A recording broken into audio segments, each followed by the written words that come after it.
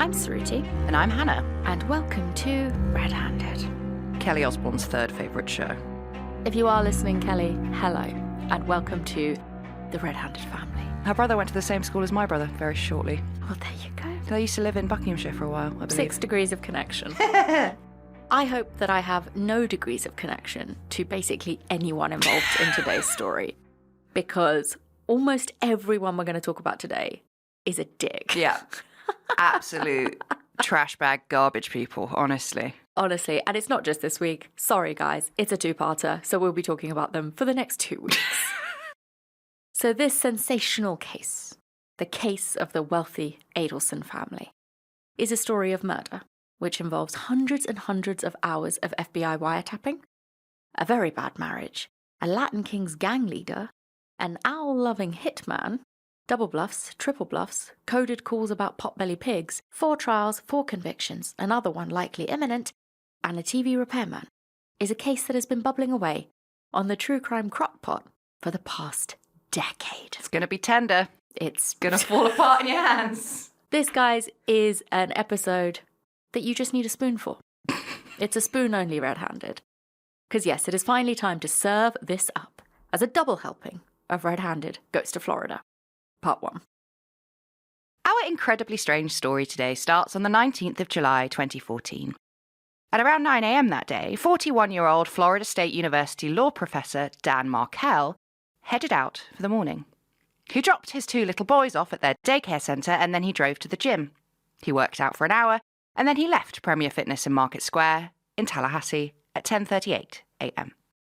On his drive home, Dan, who was going through a nightmare of a divorce, to put it lightly, called his friend to complain about the fact that his ex-wife, Wendi with an I, was trying to move their kids to a different school without consulting him.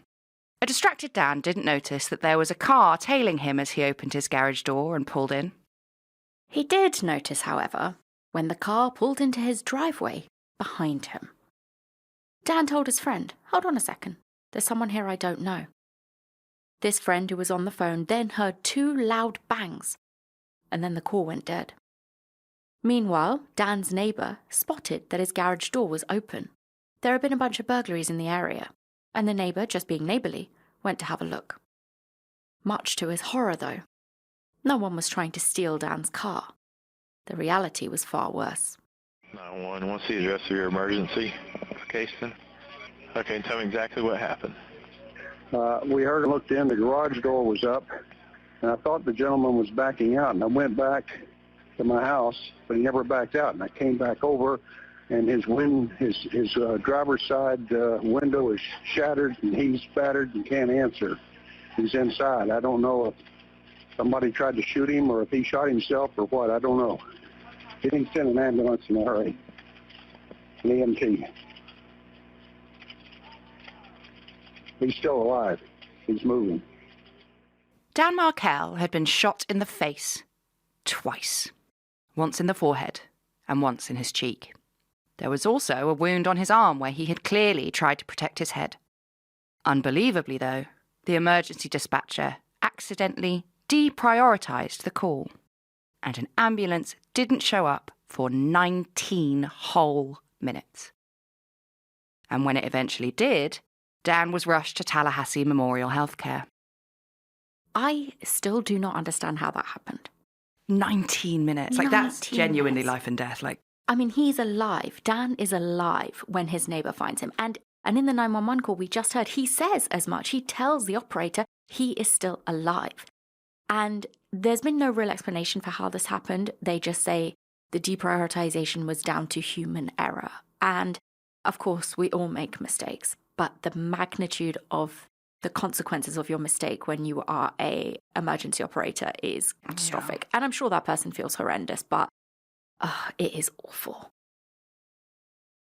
So the police, along with all of Dan's neighbours, were completely at a loss. Who on earth would want to shoot Dan, and why? Dan had been born in Canada, but after coming to the US to study law at Harvard, Dan had stayed there. After university, he got a job clerking for a federal judge, and then he was snapped up by a prestigious law firm in DC.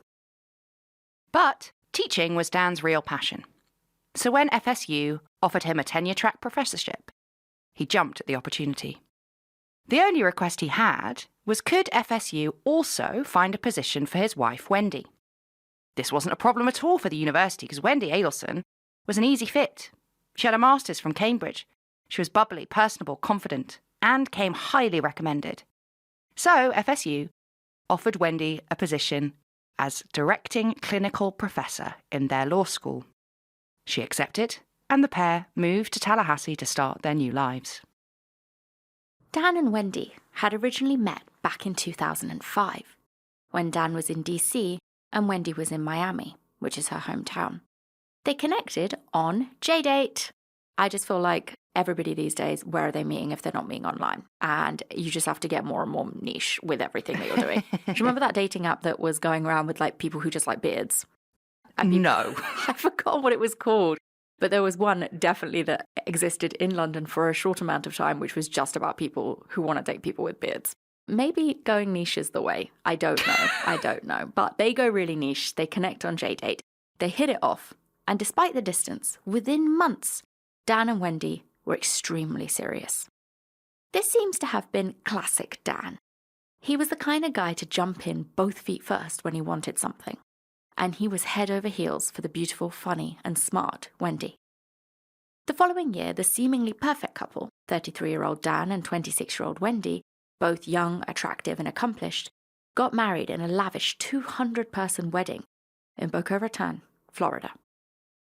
Apparently, Wendi had just wanted something small on the beach for her wedding. But her mother Donna insisted that this wedding had to be huge. She was, after all, her only daughter. The Markels and the Adelsons split the cost of the wedding, but despite all of her seeming attention to detail about the wedding day, Donna, who organised the catering, made a very big uh-oh. Is it an uh-oh or does she do it on purpose? I don't know. I think I do know. Well, yes, the more you find out about Donna, she seems like one of those mother-in-laws that will end up on like a Am I the Asshole Reddit thread being like, I told my daughter-in-law that she's a fat pig and I hate her. Am I the asshole? Except Donna Adelson would never even end up there because she wouldn't even ask that question of herself. Yeah. She's the kind of mother to end up in jail. Mm-hmm. So, either Donna forgot or Donna ignored that Dan, his family, the Markels, and many of the Markels' friends and family kept strictly kosher. So when some very unkosher plates of meat and cheese, together touching on the same plate, began to circulate the wedding venue, Dan's very good friend, a rabbi no less, promptly left the occasion altogether. And Dan Markel was mortified. I mean, obviously, of us not being Jewish, not keeping kosher, of which I have to say, the Adelsons are Jewish. So Donna is Jewish. She just doesn't give a fuck what Dan wants or what the Markels want. I'm like, meat and cheese together sounds delicious. But the closest to imagining how mortified I would be is that my entire family, apart from my dad and my brother and me, are like pretty much strict vegetarians. Yeah. Like my grandmother wouldn't even pick up an egg, like that level. And I can't imagine if my partner's mum organised a catering at our wedding and just handed out plates of meat to my family. just eggs. Just handing Just out, eggs. scattering it, Just putting eggs in my grandmother's hands. But to Dan's credit, he didn't hold a grudge. He just told everyone there not to eat the food if they were kosher. And then he got straight back to partying with his new wife, Wendi. Pretty soon, Dan and Wendi had 2 boys, 2 years apart, and their lives seemed all set. The one problem was that Wendi desperately and completely hated Tallahassee. She longed to be closer to where she'd grown up in Miami, so she could be near her family, and also in an environment that she was more used to. I know which one I'd pick. Fucking hell. Yeah, so this difference between Miami and Tallahassee is something that I definitely had to look into as someone who has never even been to Florida. So this is what I have come up with. And I'm sure that the Americans listening will correct me if I am wrong. But Miami, it seems, is obviously a coastal metropolis with mild weather, beautiful beaches as far as the eye can see, a buzzing food scene, and a very vibrant culture. And Dexter. And Dexter. Again, I haven't been to Miami, but this is what the internet told me, and the pictures of Miami do seem to match up. It looks very nice. Now, Tallahassee, on the other hand, and if you live in Tallahassee, please do not come for me. I don't know. I've not been. But, ignorant me, I was like, oh, interesting, because it's actually the capital of the Sunshine State. I thought Miami was the capital of Florida, which I'm guessing everybody does, but it's actually never the one Tallahassee. you think it is. Exactly. It's like Albany, New York, or Rochester or something. Yeah, it's weird. So yeah, it's the capital of Florida, and it seems to be a little bit different to Miami. Apparently in Tallahassee, it rains a lot. Humidity is off the charts. It's prone to flooding and power cuts. There are no beaches, just salt marshes. The poverty rate is sadly nearly 90% higher than the rest of the US average. And there are alligators basically everywhere. Again, this is what the internet told me. Don't come for me. I hear that Tallahassee is a lot more like the Deep South in terms of like more like Bible Belt Deep South rather than Miami, which again feels like a coastal metropolis. So, yeah, very large jump for somebody like Wendi. And she hated it. Not only had she just grown up in Miami, her family were very, very wealthy. Her dad was a prominent dentist and he had a successful practice, and Wendi was the baby of the family. So she just got whatever she wanted. And now there was absolutely no chance of that happening. Dan was never going to leave FSU, not when he was on track for tenure. It also didn't help that Dan was super busy at work basically all of the time. He'd regularly travel to deliver keynote speeches all over the country. So often, Wendi would be home alone with the kids. And when Dan was at home, he was by all accounts a great dad to his boys. Everybody attests to that. And he clearly loved Wendi. But he wasn't the most domesticated. Chores and cleaning weren't priorities to Dan. So again, it seems that these fell to Wendi, and her anger began to grow. Wendi, aside from being an accomplished law professor, also loved to write. So maybe in an attempt to keep herself busy in Tallahassee, Wendi signed up for a creative writing course.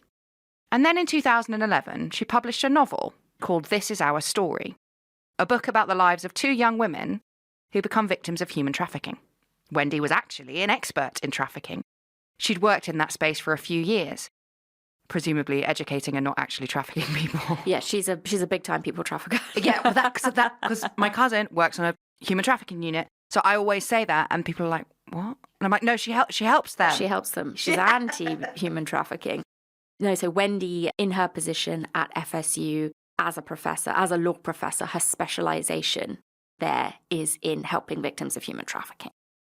Now, This Is Our Story, aside from not being the best title I've ever heard for a book, was also self-published by Wendi, because again, she's like, what a surprise. I wrote this in my creative writing class, I am going to get it published. Okay. Can we? Published by British London. I honestly think, and I may get ripped apart for this, I think if you self-publish a book, no, you didn't. I don't think it counts. I really don't. So yes, there you go. Hot takes here, hot takes here. Though I have to be fair and let you know that when I Google this, I'm looking at the wrong book. This Is Our Story is also another book that is written, because I was about to be like, do you know what though? It's got 4.1 out of 5 and 96% of people on Goodreads liked it. Actually, do you know what? This Is Our Story by Wendi Adelson has got, it's got a 4 out of 5 on Amazon UK and it's got 3.4 out of 5 on Goodreads. So, it's short. 45 reviews. What's our book got on Goodreads? Oh, God. I don't even remember what our book is called. Red-handed. Oh, there it is. An exploration of criminals, cannibals, cults, and what makes a killer tick.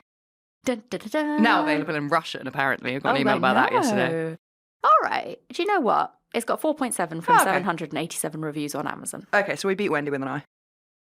Anyway, for her book that she self-published, Wendi used the stories that she had heard during her time in the human trafficking field, anti-human trafficking field, whatever, to write this fictional book and raise awareness of the situation within the US. If you want to read a book about human trafficking and you have time, go and read The Truth About Modern Slavery by Emily Kenway. It's great and short and succinct. I love the idea. 5 out of 5. It was short. Anyway, apparently there is more to Wendi's book than gangs and abductions. Within the pages of This Is Our Story, Wendi also reveals quite a lot about her own marriage. We haven't read the book, but we have seen enough to note, as others have, that it does seem to be at least semi-autobiographical. And Wendy's character in the book, who's called Lily, really doesn't seem to like her husband that much. No, she goes on quite a lot about how hapless her husband is while she's simultaneously trying to save people from being people trafficked. Now, perhaps this book was a cry for attention from Wendi. Maybe she just wanted Dan to pay attention to what she was trying to tell him. But if it was, Dan never knew, because he never actually read his wife's book. Even Dan's friends now say he probably should have just read it. God, oh my God. But Dan, according to everybody, was an intellectual and an academic through and through. He didn't like fiction. He wasn't interested in that stuff. So while he wished his wife the best, he didn't read her book, which I do have to admit is pretty shitty. And I think in some ways that was the final nail in the coffin for Wendi. And in September 2012, while Dan was in New York for a business trip, Wendi texted him saying that she was done and that she was leaving him. Dan rushed home early, but Wendi was already gone. So was most of the furniture, their belongings, and the boys. Wendi had even moved money out of their joint account and taken the 2-carat engagement ring that had belonged to Dan's grandmother. The only thing she left behind was a stack of divorce papers on Dan's bed. Stone cold, isn't it? Fuck. Oh, stone cold. And Dan described it to his friends as like a Pearl Harbor moment. He was like, I did not see this coming. It came out of nowhere and it just blew my life apart. I would argue Dan, and look, Dan is the victim in this. He gets shot twice. I'm not here to slag him off. I'm just saying, Dan, I don't think it should have been as much of a shock to you as it was. Yeah.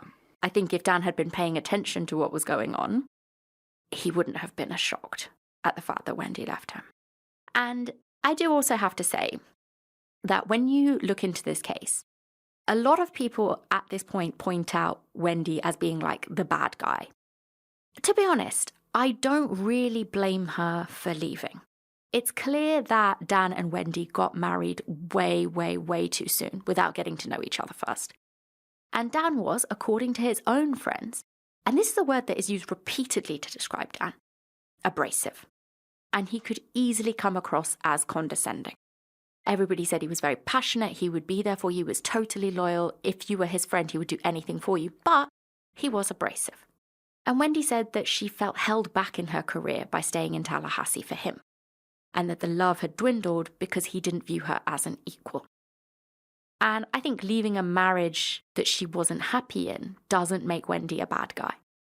Let's save all the things that make Wendi a bad guy for later. But as for the next part of this story, they both fought hard, and they both fought dirty. This divorce was about as nasty as you could get. After she left Dan, Wendi took their 2 boys and went back to Miami. And Dan was naturally furious. Miami is over 7 hours' drive from Tallahassee, and he just wasn't going to lose his kids like that. So Dan took Wendi to court. She said that the kids were better off in Miami. They would have a better quality of life there. They would also be closer to her parents, so she would have a good support network. And she also told the courts that she already even had a good job lined up there. But the court rejected Wendi's petition and granted her and Dan 50-50 split custody. So the boys had to stay in Tallahassee, and therefore, so did Wendi. And since their youngest son was just 2 years old, it looked like Wendi would be stuck in that town that she hated so much for the next 16 years. But if Wendi was upset, her mum, not kosher Donna, was raging. And this is when things went from bad to worse. Donna was not a fan of Dan's. When exactly this dislike first started, though, is a bit unclear, because apparently Donna and Wendi were on J-Date together, and they chose Dan together as a potential match. Honestly, I have to talk about this. There is one time and one time only in my life that I allowed my mum to sit and, quote-unquote, play on Hinge with me. And that was to prove to her how fucking slim the pickings were, because she kept telling me that I was being too fussy. And I was like, no, mother. We're going to sit down and I'm going to show you what's out there. And then at the end of it, we were on there for like 10 minutes and she was like, yeah, okay, fair enough. And I was like, it's good. I'm glad you've seen the situation now. My mum has also had very similar conversations with me. I have not let her anywhere the fuck near it. It shuts them up for a little bit. But what I have to say about Donna and Wendi playing together, slowly over the course of the next 2 weeks, you guys are going to learn a lot about Mrs. Donna Adelson. But I have to say, I think the reason that Donna and Wendi both pick Dan is because, and this is going to sound incredibly shallow, but this is what I genuinely think. A, he's smart. He's smart. He's a professor. He's a law professor. He's going to do well in life. He's going to have money. But also because he has blue eyes. Because Wendi has blue eyes and Dan has blue eyes. Both of their sons have blue eyes. Wendi even wears teal contacts to make her eyes look even more blue. And like randomly in stuff I have seen, she just talks about how Dan had blue eyes and their kids had blue eyes. She was like, I was in a shop and a man told me how blue my eyes were. It's like, yeah, because you're wearing blue contacts on top of your already blue eyes. That is so bizarre. And I feel like Donna's like, you can give me some blue-eyed little cute grandkids and then I'll fucking get rid of you later when I don't want you. And you guys will actually hear this clip later in this episode, so we'll come back to it. But just remember this. So it isn't unreasonable to assume that things went south before the wedding when we take into account the whole non-kosher food order, which the more I think about it, she did that on fucking purpose. And also, in emails and in texts about her son-in-law to Wendi, Donna always called him Jibbers. And we don't need to know what that actually means to know that it is a put down. Yeah, I never got to the bottom of what it actually means, but it's not good. No, it sort of makes you think of like blithering idiot, like that sort of vibe. And it didn't end there. After the breakup, Donna would send her daughter pages and pages of emails cursing Dan, even telling Wendi to threaten her Jewish husband that she would have the boys baptized and enrolled in a Catholic school, just to, really hit Dan where it hurt. Even though Donna and the Adelsons, again, are themselves Jewish. Now, Wendi didn't threaten Dan with all of this, but one day the kids let slip. They told their dad, Dan, Grandma called you stupid. And Dan lost it.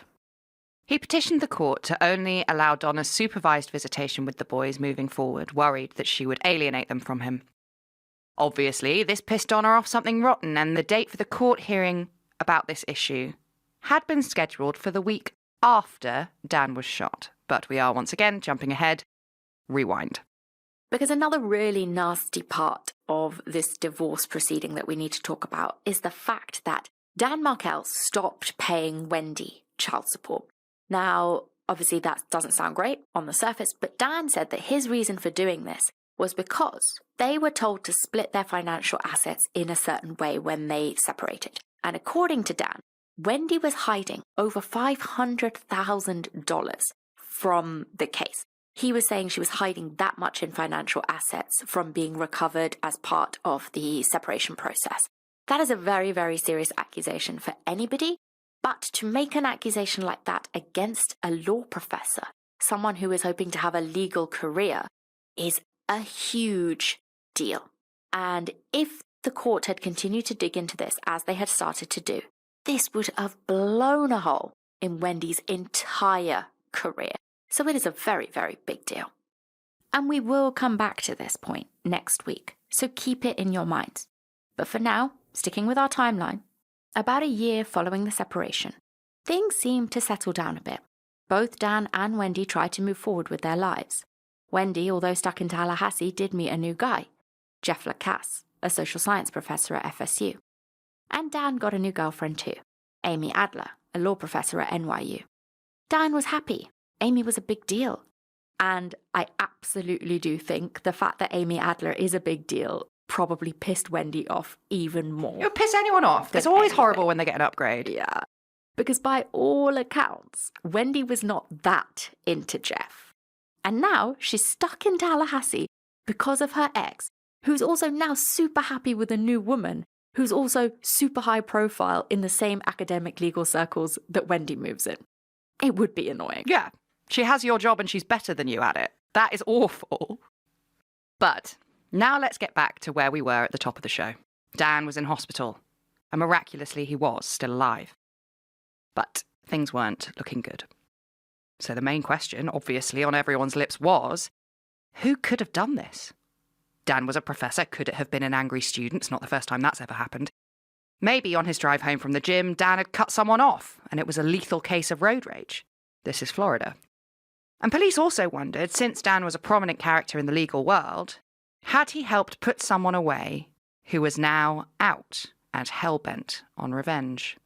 Investigators were stumped. They couldn't even reach Dan's parents after the murder. So they tracked down Wendi, who was having lunch with some friends, and they brought her into the police station. So now, before we go any further, I do have to say, like we noted at the start, there have been 5 arrests, 4 trials, and 4 convictions in the murder of Dan Markel. Wendi Adelson, his ex-wife, has not been arrested, has not stood trial, and has not been convicted of Dan's murder. But as we go through the next part of this episode, you will notice that we are highly suspicious of her and her behaviour, even though she has a solid alibi for the time of the shooting. And that's because the question isn't who killed Dan. We know that, and we'll get to that very soon. The question is, who knew that the murder was going to happen? And who was involved in the planning and the execution? And there is a reason that Wendi is now, years later, regarded to be an unindicted co-conspirator. But at the time of this interview, I think the police didn't really know what to make of her, but they err on the side of her being innocent. So let's continue with our story. At first, when the police picked Wendi up, they didn't tell her what had actually happened, possibly to try and gauge her behaviour and see if she already knew. Eventually, once she was in the interview room, this is the start of the conversation between Wendi and the police. There was a shooting at your home, or your ex-husband's home, at 2116 Trescott. Okay. Your ex-husband, Daniel, all right, has been taken to the hospital. He's not going to survive. Oh my God. Okay?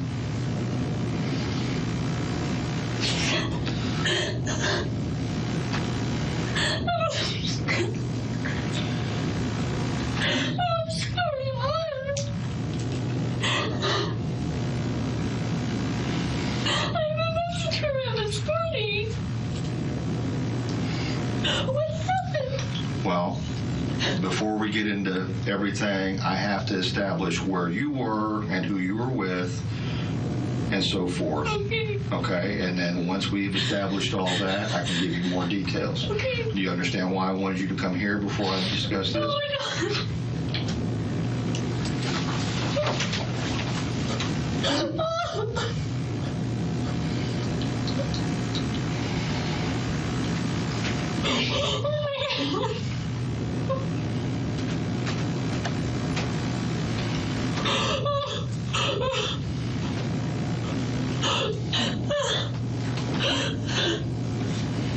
I'm sorry. That's okay. No, you have nothing to be sorry about. I just don't understand.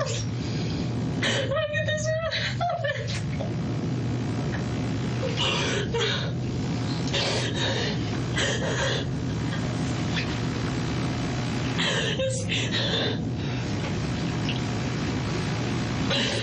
Can you let me get over this hump, okay? Can we do that first? All right. Quite a lot to unpack there, as I'm sure you will agree. We have said countless times that it is impossible to know or say how someone should or would react in a moment of shock or grief. But what we just listened to is a little bit jarring. Wendi goes immediately into hysterical crying. There's no disbelief, there's no denial, there's no processing time. There's no, this can't be right, you must have the wrong person. Nothing at all. No. And again, like you said, we don't know how people will react in that moment. But all I can say is I have been in a situation a few years ago where somebody very, very, very dear to me died in a motorbike accident. And when I was told what happened, it's like I couldn't comprehend what I was even being told. It wasn't sinking in. It made absolutely no sense what this person was saying to me. The words that they were saying didn't make any sense. It was only hours and hours later when I was with my family that I fell apart.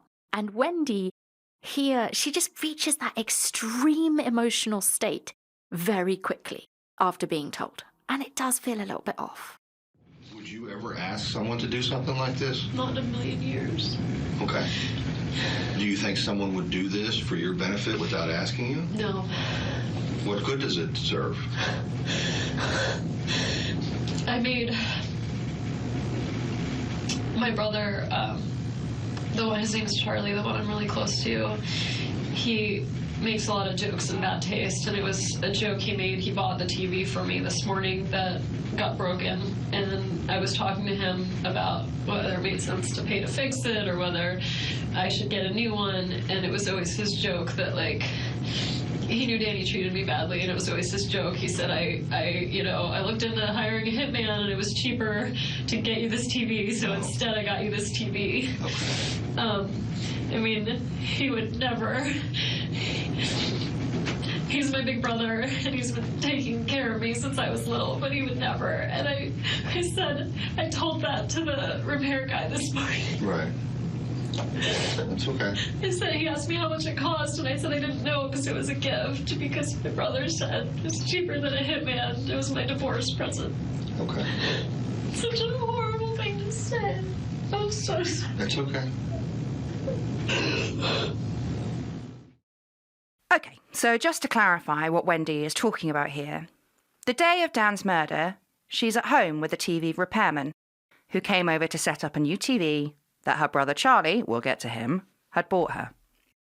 And Charlie had made a joke when he bought this TV, saying to Wendi that the TV was her divorce present because it was cheaper than hiring a hitman. Wendi told the repairman this joke on the morning that Dan got shot. And then she told the police the very same joke that afternoon, which obviously does seem quite highly incriminating against Charlie, because Dan did get murdered. And she doesn't stop there. But even my family, who felt like I had been mistreated, would never do something like this. Never. Well, you guys have been divorced for over a year. Has there been any type of abuse in that time? Of him towards me? Yeah. No. It's, he's litigious, and we have an ongoing case because the house, it shouldn't be in my name anymore, but when we settled the case of our divorce, he said, one of the agreements the court said was Danny wanted to stay in the house. They said, you can have the house, but you need to pay her half of the amount of what the house is worth. And he agreed to it, and then months passed, and he just never paid me. Okay. And so we have ongoing litigation where I filed a motion in the court to have him pay me what he said he would, and he filed a counter motion for sanctions against my attorney because he thought that she did something wrong, which she didn't.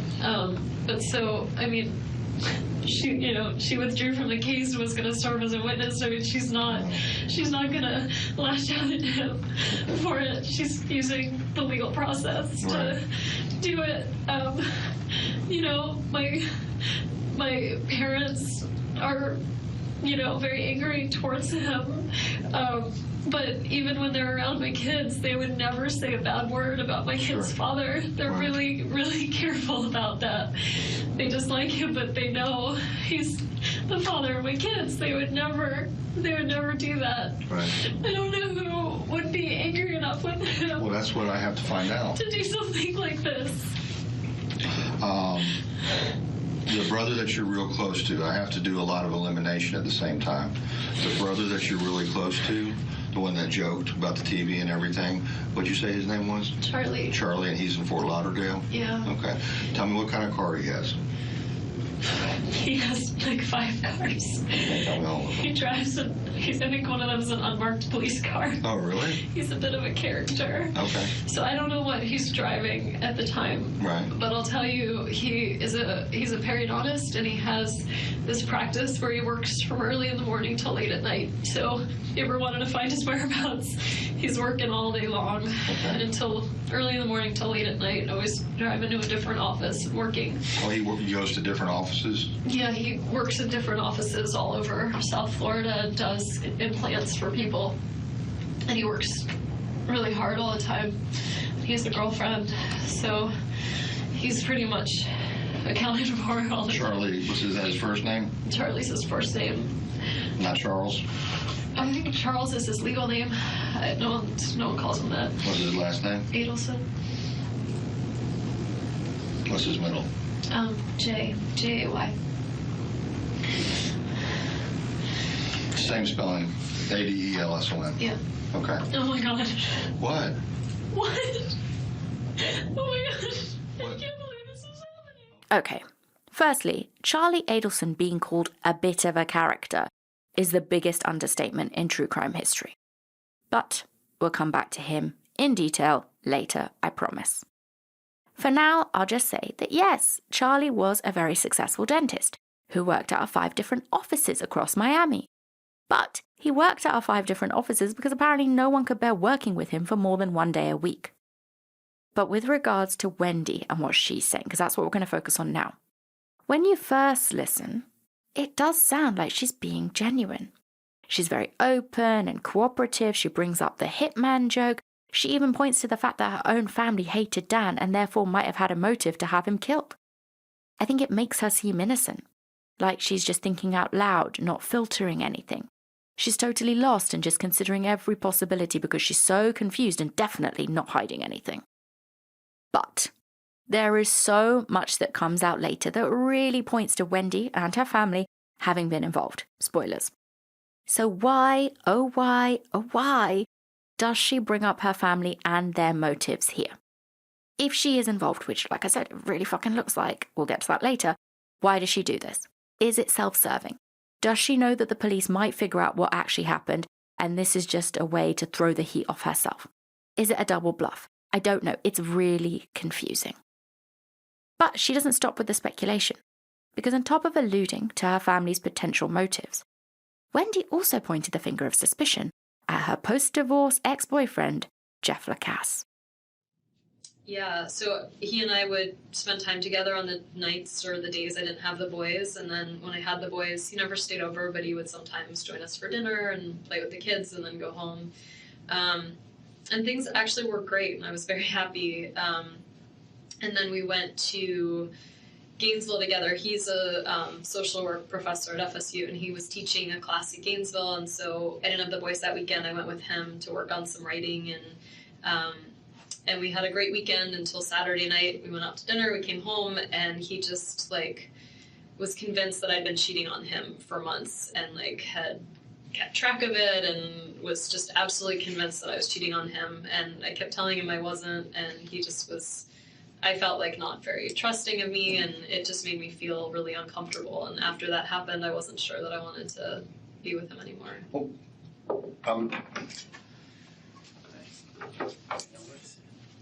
I'm wondering what brought this on, the whole not trusting thing. I mean, I'd been dating someone else in the fall, and so he had asked me, did you see someone else in the fall? Kind of once things were good with us, maybe around April, and I said I did, and I told him about it, and he felt like, I don't know, he was jealous of him, and he was like, I don't want you to see him, and the guy I was dating was leaving town, and so I said, well, I want to, go get coffee with him before I leave town, and he said, I really, I don't want you to do that, and we had an argument about it, and I went and had coffee with him anyway, and he ended up at the same coffee shop at the same time and saw us having coffee and got really angry, but... When was that? That was May. May. Mid to late May, maybe. Okay. Well, do you think it was a coincidence, or do you think he intentionally went to I think it was a total coincidence. Okay. I was only there for 30 minutes, and yeah, I think it just is a small town. So. Here, Wendi is subtly hinting at Jeff being a bit crazy and suspicious. She stops short of outright accusing him, but she does enough to plant a seed. But let's get back to this Saturday. Mm-hmm. I guess this was this past Saturday that he got mad about. When he got mad, it was June 28th. It was before I left for Miami with the boys. Okay. So, Okay, the 13th you went out with Jeff, went to a movie. The 14th you went to yoga. Mm-hmm. He went to yoga. Yeah. But no discussion. Oh no, you email him later. And say just I'd like a week off.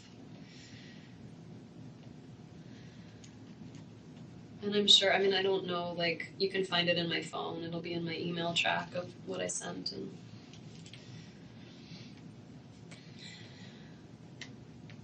then basically to Jeff saying, I want some time. I just need a He little doesn't space. respond, but he brings up gifts on the Tuesday. Yeah, But you had no contact since the yoga on Monday night. none.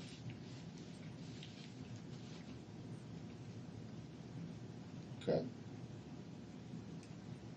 Nothing, no contact at all No since? text, no email. I told him, I said no text, no email, no nothing. Like, Is Jeff a violent person? No, Not at all? no, Jeff own a gun? I don't think so. I mean, my guess would be like 100% no, but I guess I was only in his house one time. I mean, he certainly could have a gun and I wouldn't know about it, but he never Lives by himself. lives by himself. He'd never talked to me about a gun. Okay. I mean, he was in the military, so Oh, he was in the military before?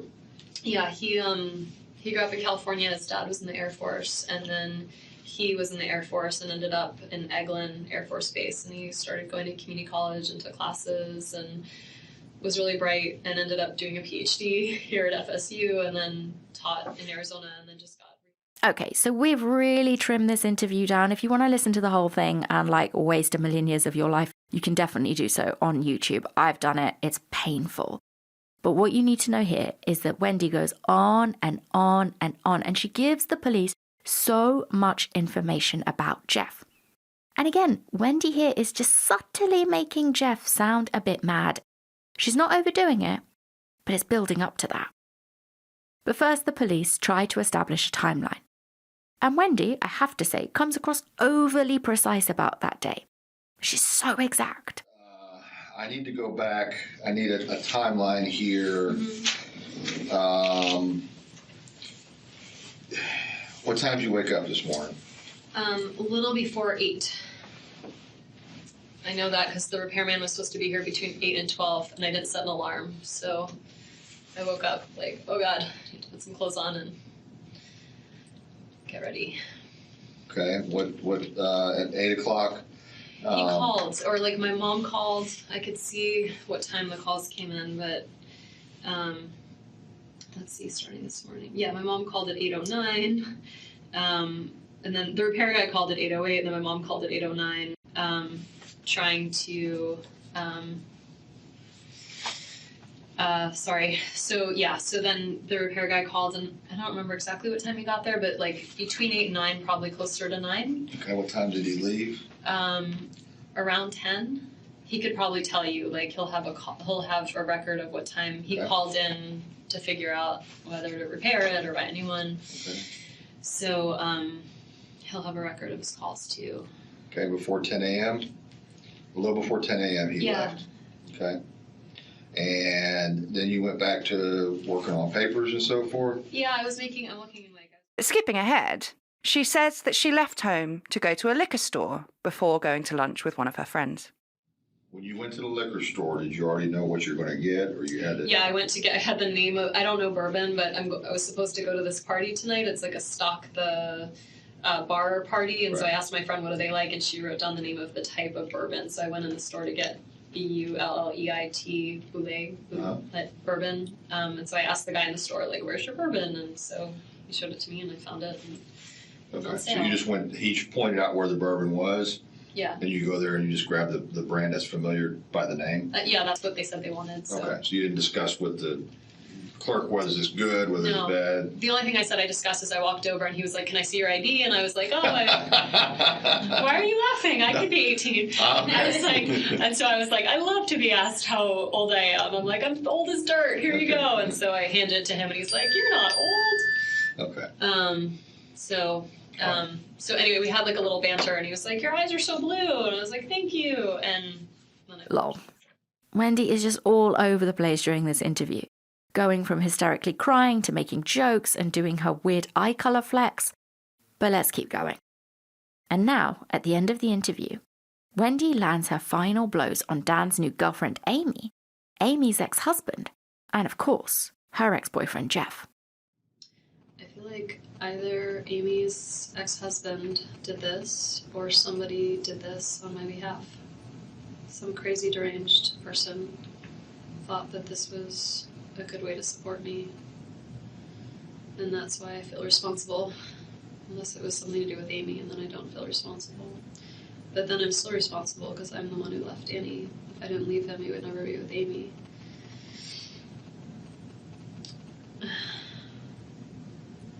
And now my kids don't have a father.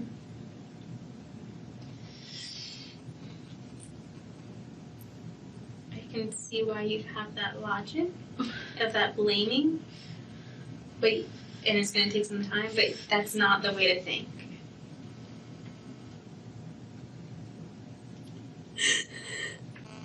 And you said it yourself, if anyone took this on their part, they were clearly not in their right mind. I feel like by complaining about how difficult he was, like, I inspired this lunacy. Okay. You went through a divorce. You're not the only person that complains about their soon-to-be ex-spouse. Divorces aren't really things that happen to people that are completely happy and together, and each person's going to talk to their person. Okay? You did what you needed to do for yourself. And just because you confided in friends and family and got the support that you needed doesn't give anyone in your friends or family the authorization or even to conclude that that was an okay thing to do, if it was even something like that.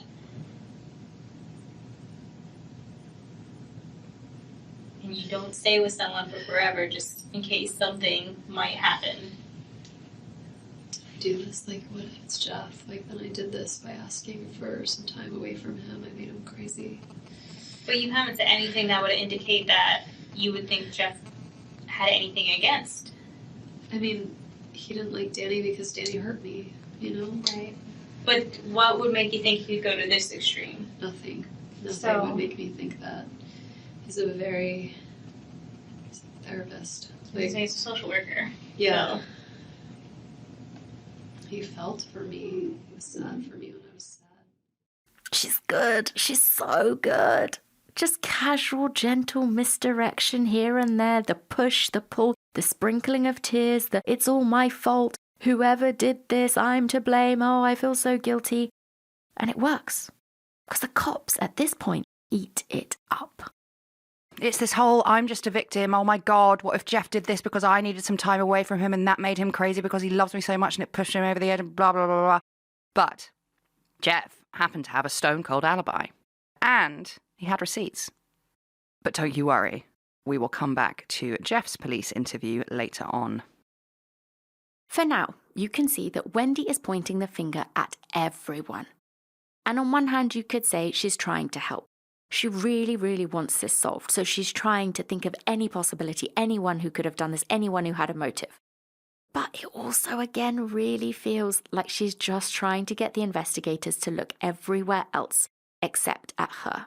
I think that what you are listening to in these police interviews is Wendi in peak self-preservation mode, and she is willing to point the finger at anybody to protect herself.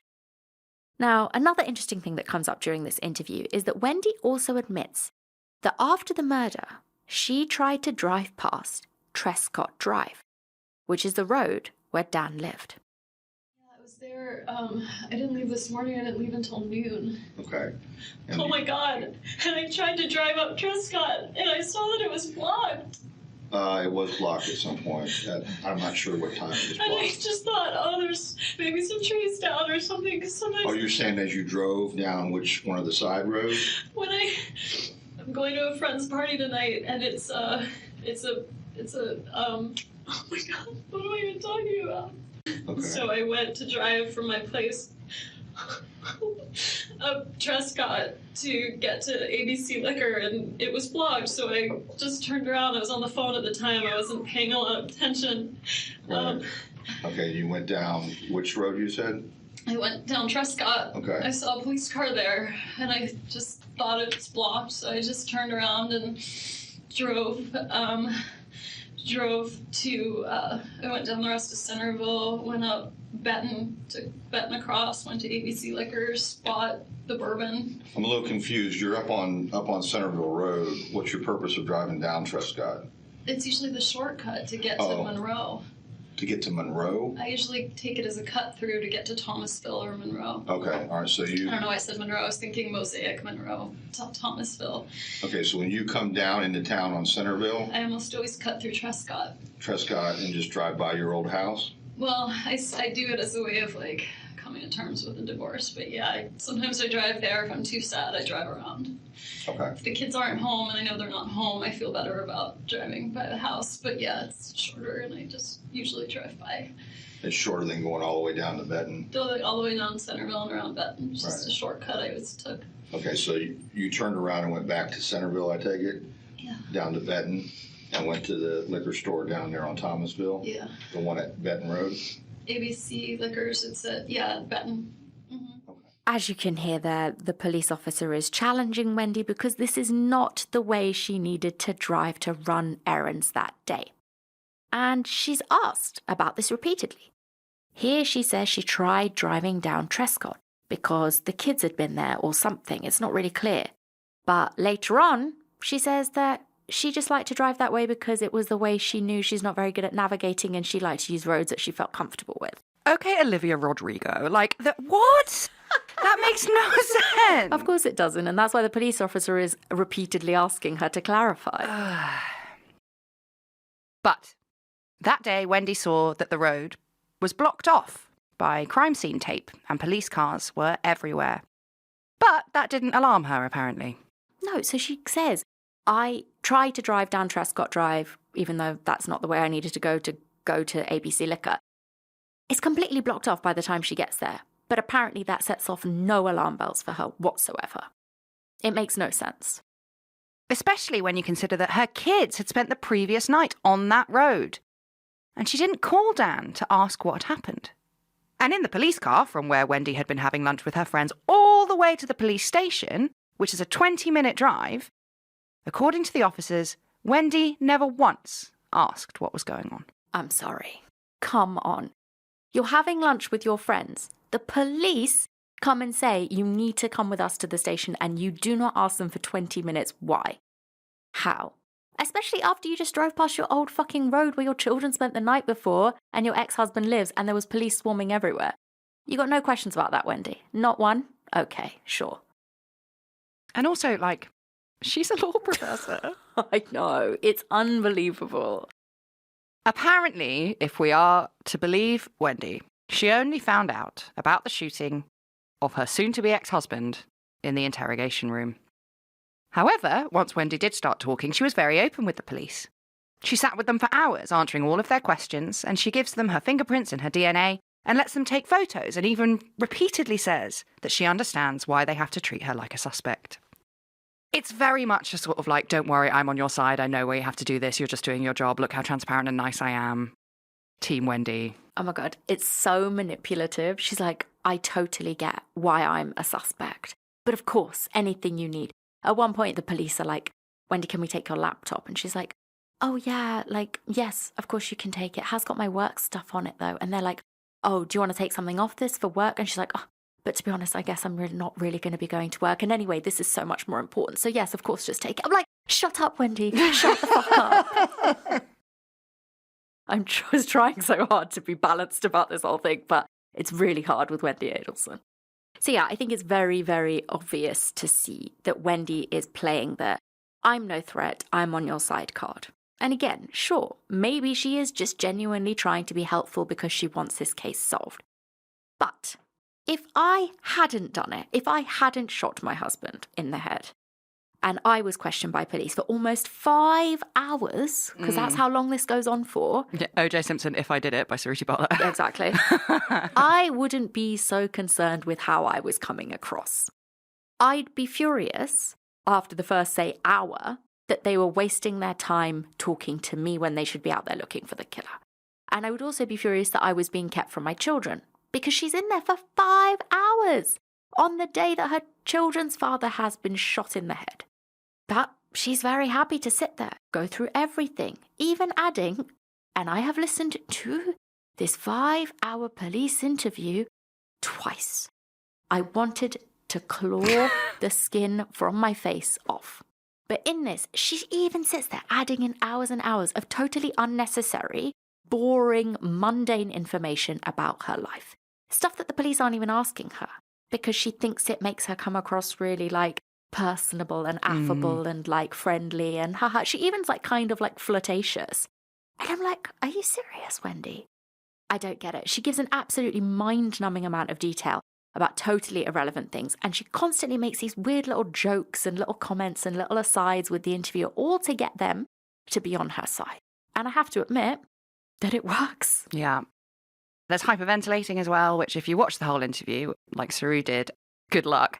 She also audibly sighs at random points, which makes me feel like she gets the answer that she wants and she's a bit relieved. It really is. At one point she's like, because Dan's not dead when they first pick her up. He's in hospital, but he's not dead. He dies like 18 hours after he's been shot. But Wendy's there and she's like, is he still alive? And they're like, yes, but it's not looking good. And they're like, is there any chance he can pull through? Is there any chance? And yes, in one way, you could think that is somebody desperate that her ex-husband survives. But in another way, the bit that clinches it is when they're like, all we can say right now is that it's not looking good. And most likely he's not going to survive. She goes, I'm like, that's the wrong noise, Wendi. I had like a whole weekend of plans ahead with the kids and stuff. Like, should I start contacting people and let them know that like I can't? What's a good idea? I just like I can't show up for like play dates right now. So sure, yeah. I don't know, like, do you want me not to tell people what's going on? Is this like... Well... I got that call from Lisa Perry, so, like, how did she find out? Well, she said she saw something in the neighborhood or heard something, She said she heard there was a shooting on Trescott. I thought because she's a real estate agent, maybe she was rolling around and she saw Trescott. But how did, like, is it on the news? Like, Well, I can tell you that there was news media out there with cameras, but I don't know if anything has been reported as to the specific address. Okay. I don't know what our public information office has released. I'm asking for you, like, okay. I don't want to, like, make this... She wants to know what she can tell people or what she can't right now. Which, in terms of making things better or worse for you? I would say that for right now, you know, I would not deny to anybody that something did happen. But if I'm going to call and cancel all my, like, I'm supposed to be at a party tonight, like...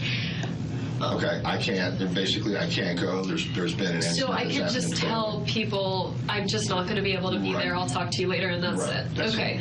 That's fine. Okay. Yeah. I don't want you. I don't want you not to have a support network of friends. Yeah. Well, I will tell who needs to know, but like I also, I don't. You want to explain this to 1,000 people. Well, it's not about. It's yes, but I don't think that's good for the kids. Like I don't want people. I don't know what to do about, like, the kids are really young. I don't know what to do in terms of that reaction, but I also am kind of scared that there's, like, some maniac out there, and I would like for you to find whoever that is, so I don't want to make things worse in some way in terms of you being able to find someone. Okay. That's all I'm asking. I would just only tell the people that need to know that are closest to you for your benefit. And anyone else, if they inquire, you can tell them any excuse you want. You can say, the police have asked me not to discuss it. Okay. It's as simple as that. I'll throw you under the bus. Okay, I'm used to that. Okay. That's it, I swear, I'm just blowing my nose. You're all right.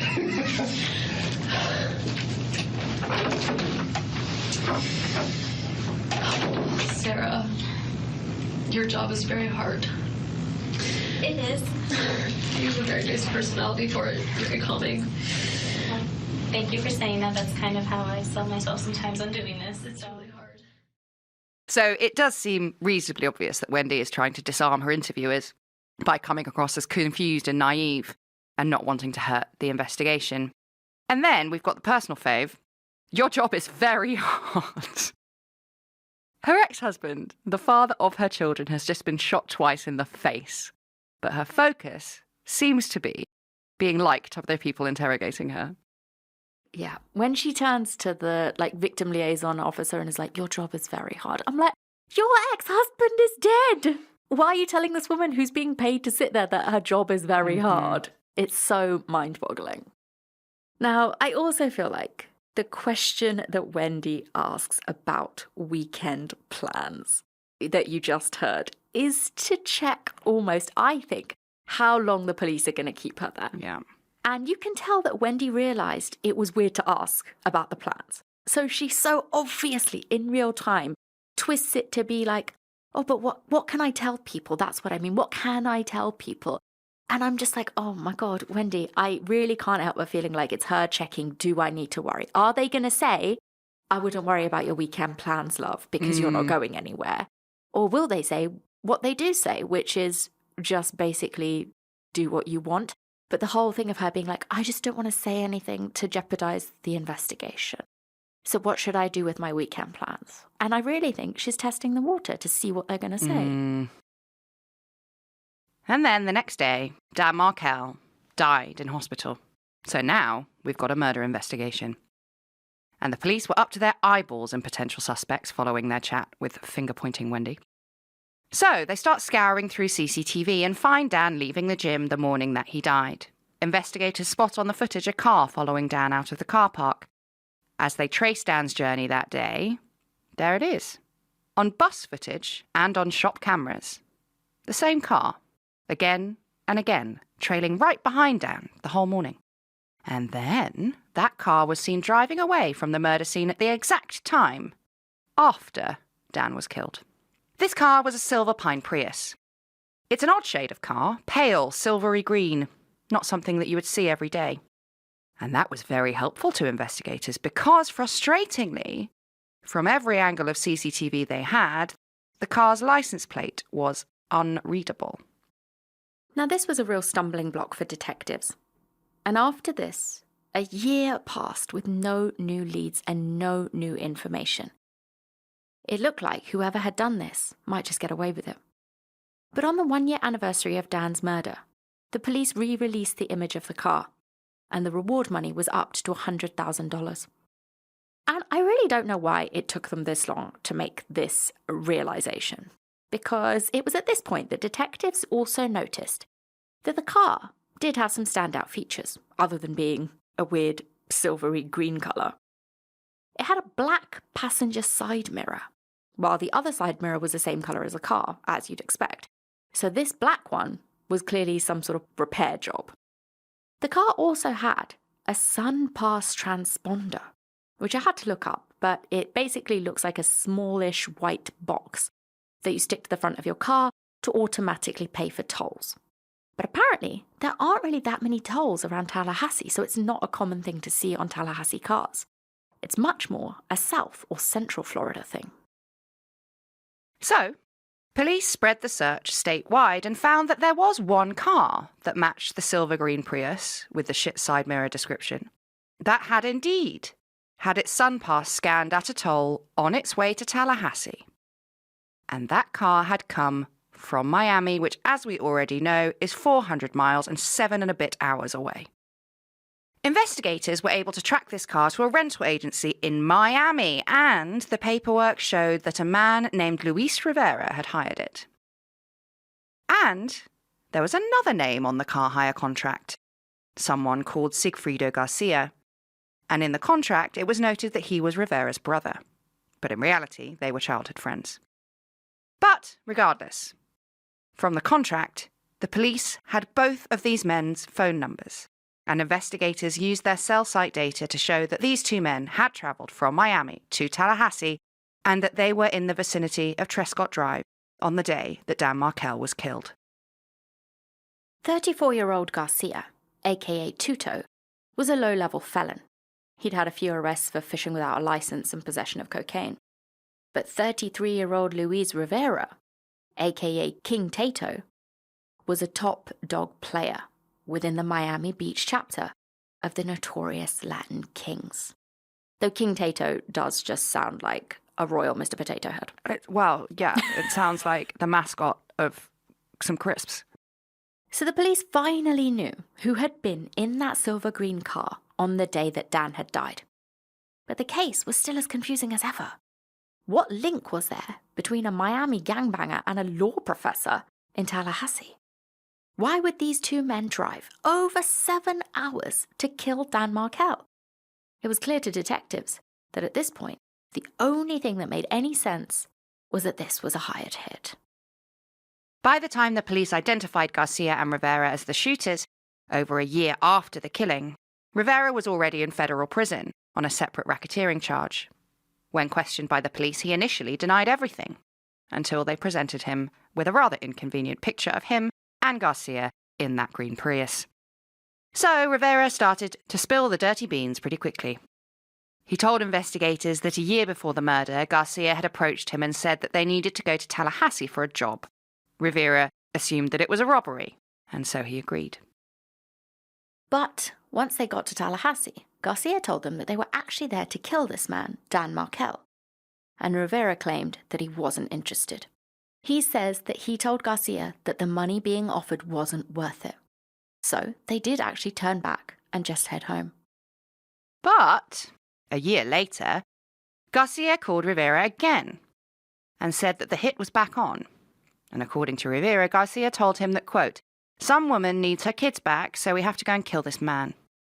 But it wasn't some chivalrous act of murder, because Garcia also confirmed that they would be getting paid well. And so he agreed. The pair of them hired the green Prius, they drove 400 miles up to Tallahassee, and they found their mark. Rivera claimed that he had just done the driving and that it was Garcia who had fired the shots. So, the police arrested Garcia in May 2016, 2 years after Dan's death. And the police actually managed to keep the details of Garcia's arrest and what Rivera had told them under tight wraps. They even got both of their probable cause affidavits for their arrests sealed. This was a paid-for hit, so they needed to find out who was behind it without tipping them off. And police questioned Rivera on if he knew where his money was coming from. He said it was coming from Katie. Katie, or Catherine Magbanoa, was Garcia's on-again, off-again girlfriend and the mother of his 2 kids. And apparently she told Garcia, who at the time she was not in a relationship with, "If you want me back, you got to do this shit." So Garcia agreed. According to Rivera, Katie was the one setting the entire thing up. He said that she was, quote, "the one between the woman who wanted this done and us." Rivera even claimed that Katie and Garcia were in almost constant contact during the men's trip to Tallahassee. So she was very involved and wanted to know exactly what was going on.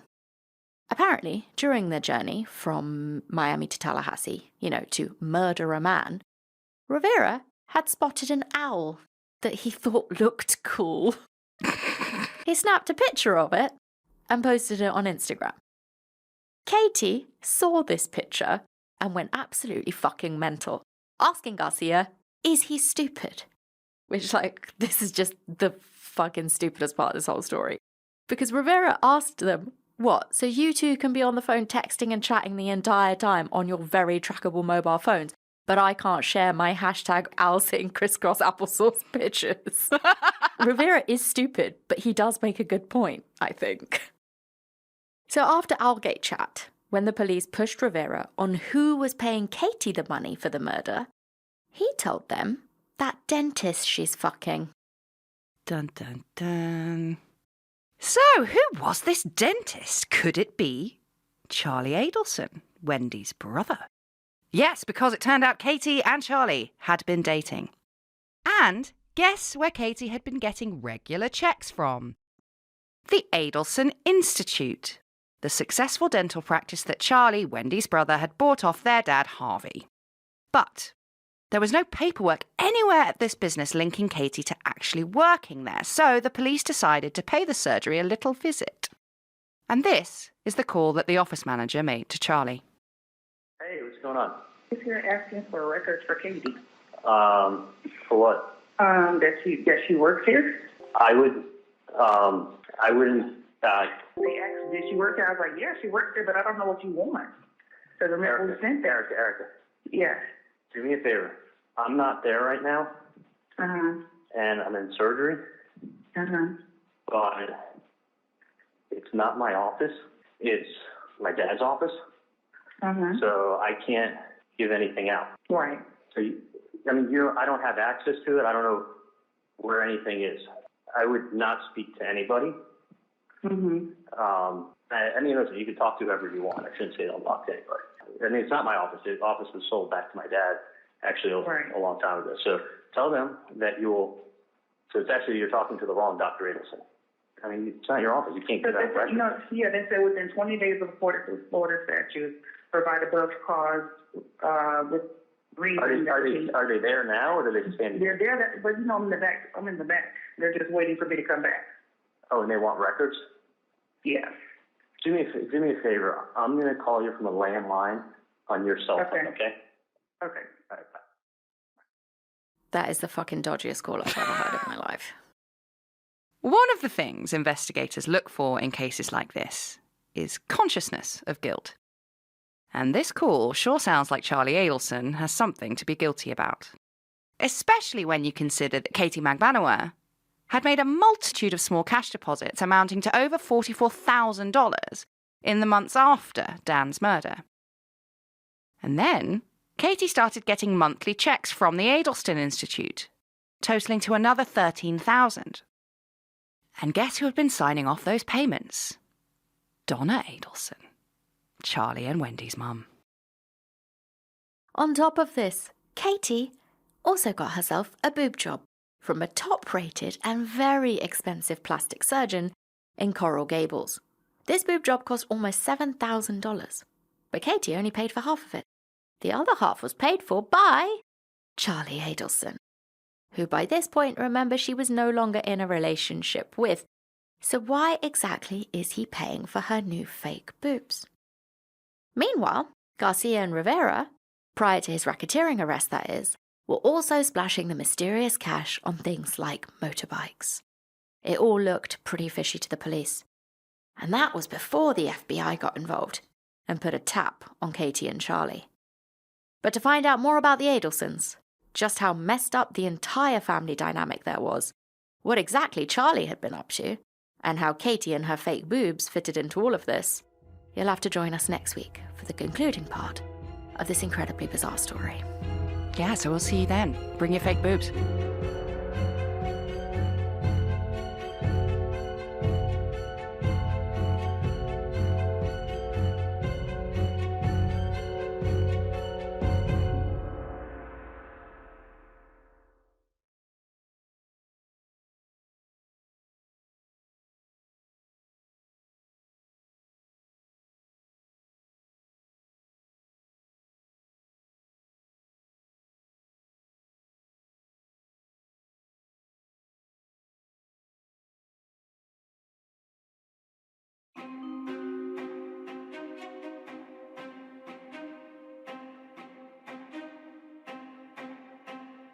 I'm Sruti. I'm Hannah. And welcome to Red-Handed, where we haven't yet recovered from last week's episode, but it's going to be even worse this week. No, but I did bring my fake boobs with me. Oh, good. Thank God. I didn't. So at least one of us is prepared. I did bring my owl. So yeah, let's pick up exactly where we left off last week. It's 2016, 2 years since Dan Markel was killed. And Latin King's gang member, Luis Rivera, was already in prison on racketeering charges by the time that police connected him with the murder, thanks to that green Prius. Rivera claimed that Sigfrido Garcia, his childhood friend, made him carry out the hit for his ex-girlfriend, Katie Magbanowa, who was getting the money from her other ex-boyfriend, dentist Charlie Adelson. Everybody following? Good. Rivera also claimed that it was Garcia who did the actual shooting, so he wasn't about to go down for this. Rivera was offered this plea deal: dish the dirt on the others and take an additional 7 years on top of your existing 12-year sentence for racketeering, or don't and risk a jury trial that could land you on death row. So, of course, Rivera cooperated, and the police arrested Sigfrido Garcia. But, as we told you last week, investigators had both of their probable cause affidavits sealed. And, just in case you need reminding, a probable cause affidavit is a document that outlines the evidence and justifications for an arrest. And the police sealed these documents because they were full of accusations made by Rivera against the Adelson family. Accusations that investigators were not ready to be made public just yet. Because, despite the fact that Rivera was pointing the finger at Charlie and the fact that the mystery payments from the Adelson Institute to Katie had been signed off by Donna, making them both look suspicious as fuck, State Attorney Willie Meggs dismissed the probable cause affidavits as speculation and refused to issue a warrant for the arrests of Donna, Katie, or Charlie Adelson. Now, many suspect that this was because Meggs knew that the Adelsons were very wealthy, and the sort of lawyers that they would have brought to the game could have caused quite a bit of embarrassment for the state if they didn't have enough evidence. Which, look, it's fair enough. Tell the police to go get more evidence. But the way that Meggs publicly threw the Tallahassee Police Department under the bus in terms of how dismissive he was of their case against the Adelsons was pretty shocking. Regardless, investigators weren't about to let the Adelsons just walk away. So, at this point, the FBI got involved. And they put a wiretap on basically every phone the Adelsons and Katie Magbanowa had. Honestly, I've never seen anything like it. In cases we have covered before, you might be lucky enough to get a few recordings here and there. This is like some sort of audio book of every single word any of these people ever uttered to one another. It's House of Blues. Yes, I was just like, how can I be hearing all of these conversations? They tapped everything. But before we get into what the FBI uncovered, let's have a little look at Charlie and Donna Adelson and what sort of people they seem to be. Because it wasn't Rivera who actually first pointed the authorities in the direction of the Adelsons. Remember Wendy's new boyfriend, the one that she got after her and Dan divorced, Jeff Lacasse? We said last week that we would come back to Jeff and his police interview, and I think that now is a good time to do just that. If you recall, during her first initial police interview, Wendi said, "What if Jeff did this?" So of course the police had to speak to him. And the clips we're about to play you come from Jeff's first interview with investigators on the 21st of July 2014. And we are actually going to use both of Jeff's police interviews a lot in this episode. Because everyone else has an agenda, everyone else lies, and everyone else is a very unreliable narrator. So Jeff's statements about the entire situation, in the lead up to the murder, everything in the aftermath, are very insightful. And his evidence also played a pivotal role in court. I'll tell you something. Somebody told me, somebody else told me. Yeah, I mean, and you'd have to tell me what it was, and I would have to say, okay, is this something that can be excluded from the report, or is it something that's inculpatory? Is it something that... Maybe I can just make it simpler than that. Maybe I can just say, I would be investigating Charlie Adelson. Okay. Maybe it's that simple. What makes you say that? He's very angry about Danny. And if you met, I know he's down there, you can't get him in front of you, but you're, experienced investigator. If you got in front of this guy, he'd set off your radar, set off mine. I used to do juvenile justice, I used to do forensic psychiatry. He set off my radar a little bit. He's a weird guy, strange guy. He's a conduct disorder kid, and he hates Danny. So here you have Jeff telling the police very early on that they needed to have a look at Charlie Adelson. And Jeff absolutely has Charlie's number. And then he implicates Wendi. Wendi had reported to me that Charlie had considered all the options possible to take care of this problem. Let's put it that way. He's a very successful dentist, but he reeks of antisocial behavior. Just one quick point, in case people are thinking that Jeff is one of those internet weirdos throwing out terms like narcissist and sociopath willy-nilly.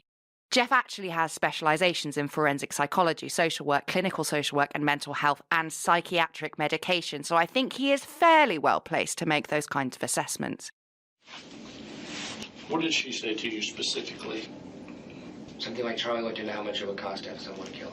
Something like that. Some statement like that. I can't remember. Did she give you a dollar amount? Did she? But that's the other thing. He's a dentist, but he's an independent businessman. He has a bunch of practices, and he's a Ferrari. I think he's a millionaire, all this kind of stuff. So he has a lot of resources. Then Jeff recounts for police a conversation he had with Charlie one day when he was hanging out at his fancy house in his hot tub with Wendi. And I'm not trying to play cop here, but I do know one thing you'd be looking for is a lump sum of money moving around and some kind of crazy stuff happened. And I think there's a lot of financial irregularities. I think there's a lot of, tax fraud kind of stuff, and putting stuff in different people's names and moving money around, and there might be cash. I don't know exactly what, but he's not doing anything on the up and up in his finances. It was pretty clear. He was pretty open about that. So I thought about if you guys do look into it, I don't know that... How did the exact conversation in the hot tub go?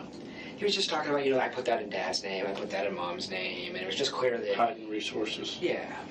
Monetary resources. Yeah. So if you have to do an investigation, that's something you guys should know, because I think there's a lot of... I don't know if it's illegal, but I know there's a lot of...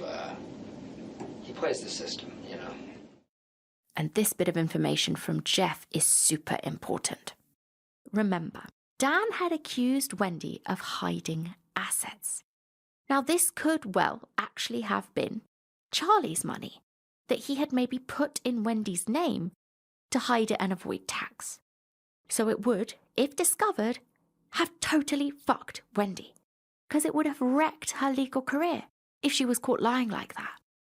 But if it was Charlie's money, it could have also totally fucked him. So I think this gives Charlie yet another motive to have silenced Dan. But it didn't stop there. Jeff had more to tell the police about some weird stuff that went on that afternoon in the hot tub. This guy's so inappropriate. We're sitting... Please don't write this down. He's so inappropriate. We're sitting in the hot tub, and he starts talking about sex acts with his girlfriend that he did to punish her for bad behavior in front of his sister. I'm like, this is the... And I didn't know what to do. I just met him, protected him with my girlfriend. This is just so weird, It's like this guy's... His social radar is way off. His sense of right and wrong, just norms is just off. He set off my radar. Now, I don't know if he did this. But if you're looking at somebody, don't miss him. And then there's this. I don't think Charlie would have done it, by the way. What would he do? He'd get his buddy in the Special Forces to do this, or he'd get some seedy guys down in the Cuban neighborhood or something like that. That's what he would do. Something like that. I mean, the main thing I told him was that Wendi had told me that he had looked into how much it would cost last summer. Wendi told you that? She did. That Charlie had looked into how much it would cost? Yeah. So... She said it in a dead serious, chilling, uncomfortable kind of way. The family is so unhealthily enmeshed, so completely enmeshed, that Wendi is not really an adult. When she drives to South Florida, every single time those two parents drive up here and drive with her down. They don't trust her to drive from Tallahassee to Miami. They're just, it's not a normal family. It's not like she's a 35-year-old woman that has 2 kids and come down to see us. It's complete enmeshment. It's a matter of they didn't infantilize her. She's considered the baby still. She's 35 years old. Charlie protects her. This interview happens a few days after Dan is shot, and Jeff is just like, Charlie did it. You should look at Charlie. He wouldn't have done it himself. He would have got some seedy guys from the Cuban neighborhood. It's literally like Jeff knows exactly what happened. It's unbelievable. And also, everything that Jeff says here about the intensely enmeshed nature of the Adelson family, how desperate they were to get Wendi back to Miami, and how unhealthy their infantilizing of Wendi was, it just screams of motive. He's literally telling them who, how, and why. Yeah. Now, of course, the police need that evidence, to back up what Jeff is saying. But Jeff is, on the internet, everyone just calls him Sherlock Jeff Lacasse. Because he knows.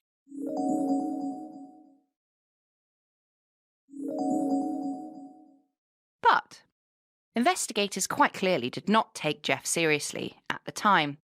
It would actually be years before they had Charlie Adelson on their actual radar. So yeah, Charlie, as Jeff explained in this interview, was a fucking weird guy. He was a successful periodontist, which to me just sounds like a dinosaur, but it's a dentist. It's like a super dentist. Yeah. It's like a super gum dentist. And actually, Charlie did so well that he actually did buy his dad's business, the Adelson Institute, off him. On top of this, Charlie did a lot of wheeling and dealing as well, and had amassed quite a fortune for himself. He owned a limo, which is very 90s of him, a massive boat, and a palatial home with a giant pool and a hot tub in Fort Lauderdale. He also, and you're going to absolutely hate this, drove a Ferrari with the license plate Maestro. And Maestro, just in case you're wondering, was a nickname that, according to his own friends, Charlie had given himself. God's sake. Because he considered himself to be the very best dentist in the Sunshine State. Yep. That tells you a lot about Charlie Adelson. Yeah. That's like LL Cool J being like, yeah, ladies love Cool James. No, they don't. You made that up yourself. Charlie, this is so fucking classic. Anybody, in my opinion, with a vanity plate is this person. Bin. Charlie had been a very small child. So as an adult, he was obsessed with bodybuilding. He worked out constantly. And he supplemented his exercise regime with countless steroids. And even though steroids shrink your penis, he managed to be quite the womanizer. And he had a new girlfriend every month. He had a son with a lady called Breonna Taylor, although he doesn't seem to have been in his kid's life that much, because he was too busy being the maestro and taking regular trips to South America for a little bit of sex tourism. Yeah. Vile. Yeah. So Jeff actually is the one who brings this to people's attention. And I haven't included that clip because, again, Jeff is interviewed by the police for a whopping 5 hours, which I watched twice at times fucking 5 speed, and my brain felt like it was going to melt. But Jeff tells the police that Charlie openly, like the first couple of times they've met, as his little sister's new boyfriend, Charlie told Jeff, oh yeah, I go down to South America all the time to have underage sex. He doesn't put it like that, but that's what he's going there for. So yeah, he's a pretty vile human being. Now, one of these many girlfriends that Charlie had in the US was Katie Magbanowa. They started dating in the autumn of 2013. And while it didn't work out, they did keep in touch. And when Charlie decided that he wanted Dan out of the picture for good, because yes, spoilers, presumably he knew just who to call. After all, Katie had gang connections. So now the police are taking these accusations made by Jeff a little bit more seriously. Let's have another clip from Jeff's second police interview. Officer Hale that her and Charlie went to dinner maybe 3 weeks after the crime. Charlie called it a celebration dinner via text. She puked on the table during the dinner after Charlie said something. She wouldn't tell me what he said. She said Charlie made a remark and I just puked everywhere. Celebration dinner? That's what Charlie called it. You can look up, if you got access to text, you can find out. Yeah, that's what she called it. She said the kids are having problems, but not because of Danny's murder. So the kids are peeing the bed and having natural kid stuff, not because of Danny's murder. That's a really weird thing to say. Most people would say they're upset because their father just got killed. It seems to be important to her that it not be because of that. She was very upset that I attended Danny's memorial service. When the Tallahassee Democrat ran the story, they put, it must have been a worst nightmare, front and center picture of Jeff Katz. Go through all that in my head. I come to the conclusion, as you said a minute ago, that she was at least aware this was going to happen, and I think probably involved in it.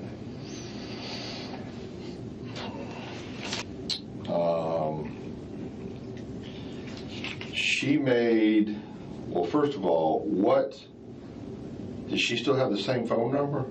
She switched her phone 3 or 4 days after the shooting because she thought you guys had bugged it. Okay.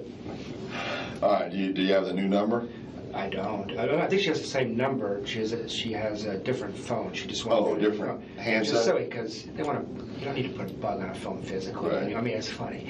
Why would she be concerned about people bugging her phone, or police bugging her phone, I guess is what she's specifically concerned about? She's real concerned about that. She told me that. Did you ask why? No, I knew I immediately thought she did this, and so she told me 50 times, Jeff, I had nothing to do with this. And I always just let it be silent, sorry. I just let it be silent because I didn't want to go there. I didn't want to play my hand. I've never said anything to her. I just wanted to listen. I was hoping she might give me something interesting and I would come tell you guys. Because she's erratic enough, I thought she might say something stupid. She must have said 50 times, I had nothing to do with this. And you saw her statement in the press. She's worried for the safety of her and her children. No one's suggesting a serial killer looking for Jewish warriors, you know? I mean, this was pretty targeted, so... Yeah, you think, she's concerned for her children's safety. Wendi plays the victim so well. To me, it looked like classic Wendi. Everybody else felt bad for her. I thought, holy crap, she did this. She plays the victim instantly. She's great at it. And those names I give you, I mean, that's so you can you have all the data I have. Wendi with Charlie. And I don't know who pulls the trigger, but there's a very strange relationship between those two.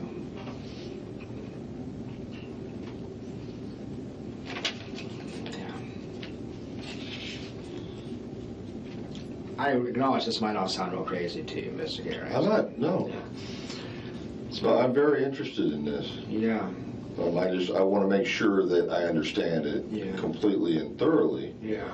And I can see that it's been weighing on you heavily. Well, it has, because it sounds crazy to people, obviously. Although I've told a couple people the whole story like I told it to you start to finish, and no one else has said I'm crazy. My therapist said, one thing I forgot to tell you. I had to go get a damn therapist. It was so crazy. So I to try to manage her, I tried to get some advice on relationships. And in April of 2014, he tells me, look, he's real blunt. I'm going to be honest with you. There's two possibilities. One is she's just getting over a divorce, is drinking too much, and she'll settle down over time, maybe live happily ever after. Second option, she sounds an awful lot like a sociopath to me. That's an objective person. Right. And I said, sociopath? He said, yeah, high functioning, but she doesn't seem to have a conscience. And I said, oh, Jesus, what have I got myself into? Because I was in love with her and I wasn't going to leave at that point. But that's the kind of feedback I've got when I tell people what she's actually like. Okay. I prefer that you guys catch somebody else, obviously. Right. When's the last time you talked to her or had any conversation? I could find it for you. It would have been in around August 20th. Oh, that long ago? Yeah. She cut off all contact because I didn't tell her I was dating. It was just bizarre. That was the time, it was about the time of commencement, summer semester commencement. That was another thing as far as narcissism and a crazy person. You know what Wendi was mostly upset about? And she told me this. The fact that she had to cancel her commencement speech because Danny was shot.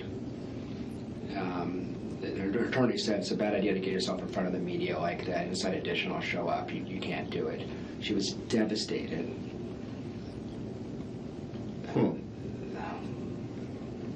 It's bizarre.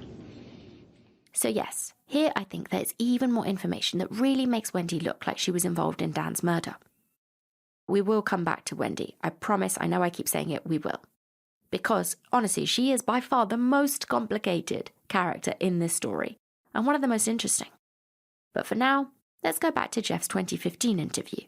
So this is the second interview he does with police, and listen to what he had to say about the entire Adelson family.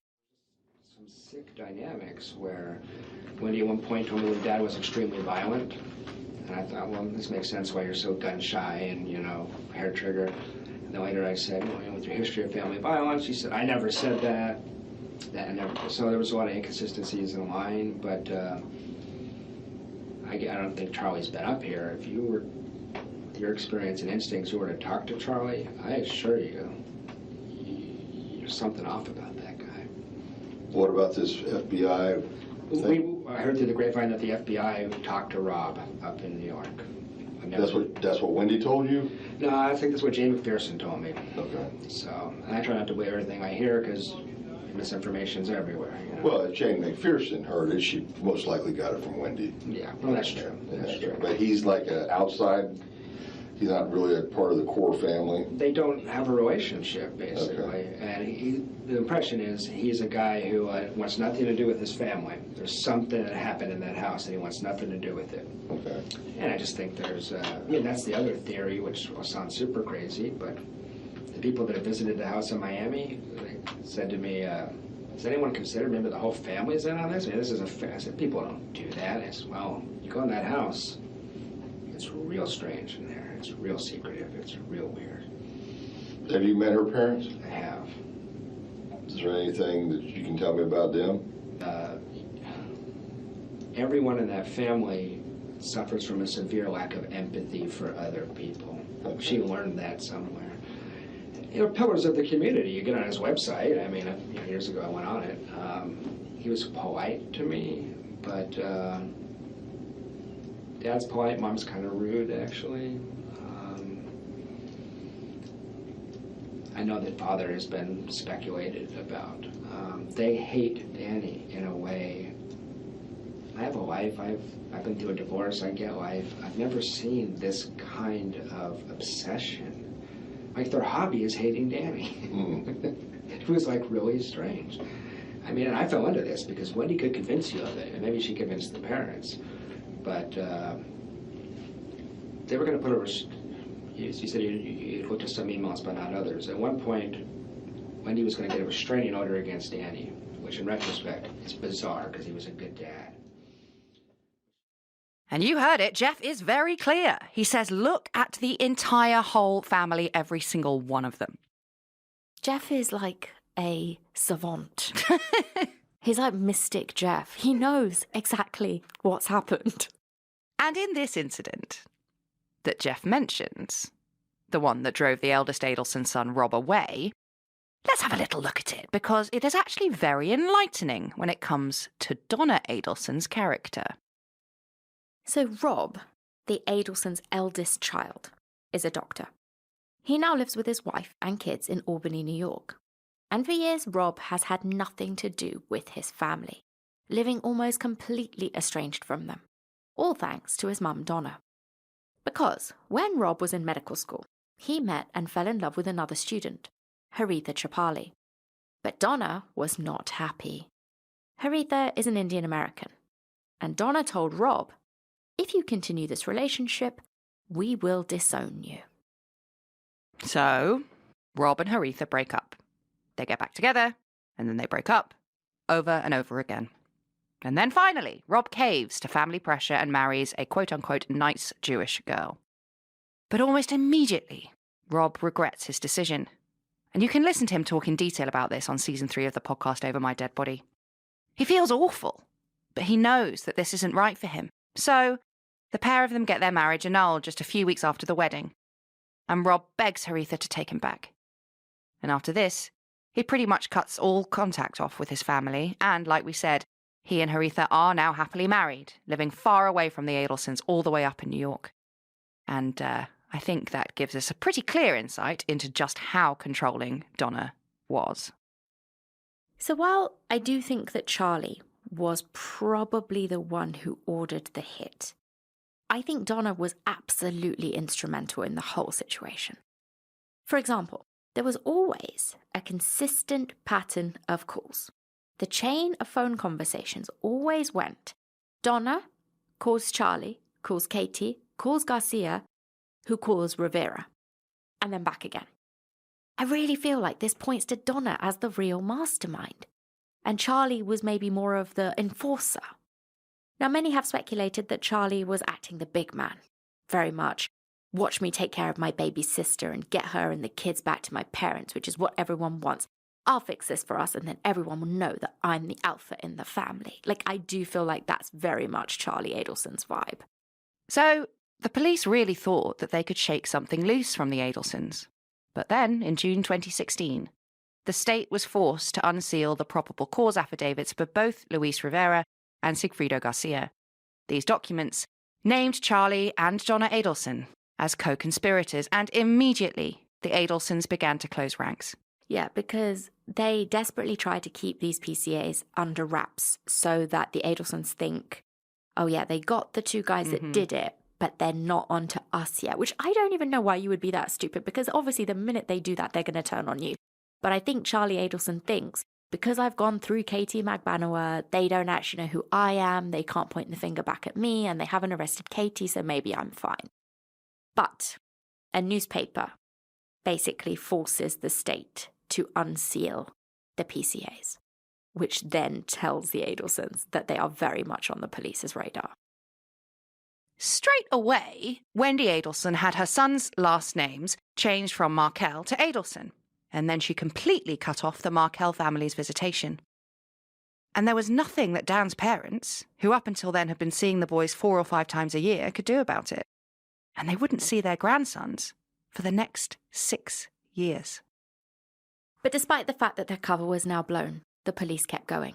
And on the 19th of April 2017, the police decide it's time for a little undercover work. This is one of my favourite things that ever happens in any true crime case ever. And I would love to play you the audio recording of this, but it is terrible because it's recorded outside. There's so much car noise. It's really horrible. You can't really understand what they're saying. But I will tell you what it said. A cop, pretending to be Luis Rivera's brother, walks up to Donna Adelson in the middle of the street and hands her an envelope. Now, this is what is exactly said in this recording. "Excuse me, Mrs. Adelson. I wanted to give you this. I just wanted to let you know that we know that your family have been taking care of Katie and Tuto. Remember, Tuto is Garcia. Luis Rivera is King Potato. We know that you've been taking care of Katie and Tuto for some time. My brother is incarcerated, and I know my brother helped you with a problem you guys had up north. And we wanted to make sure that he's taken care of, like you've been taking care of Katie and Tuto." Donna then went home and called Charlie. And mother and son talk to each other in a very weird and coded way. Like, Donna doesn't actually say what's happened. It's very odd. She's just like, something happened today. Somebody gave me a document. And it's like charades. Like Charlie's on the other end of the phone going like, what document? Are you being subpoenaed? Have you been served? It's like a guessing game, but Donna never like confirms because Charlie never guesses what it is because it's so bizarre. And then in the end, she's just kind of like, I'm sure everything will be fine. Okay, bye. I'm like, what? It's really weird. But you know one thing from that call, that they know there is a very real possibility they are being listened to. And then they just try to ignore the situation with Rivera's brother, which obviously isn't a situation at all. But the cops escalate. They keep texting Donna, and they even drop off another letter at her house, so Donna calls the police. Just kidding, obviously she did not do that. She called the undercover cop, and she just says over and over that she doesn't know what he's talking about. She doesn't know his relative, and she implores him to just leave her alone. But he is persistent. And then a few days later, on the 28th of April 2016, Charlie Adelson calls the undercover cop instead. And this call. These people have medical degrees. Oh. Like, this is insane to me. Yeah. Donna Adelson used to be a teacher. No one in this is actually stupid. But let's have a listen to that call.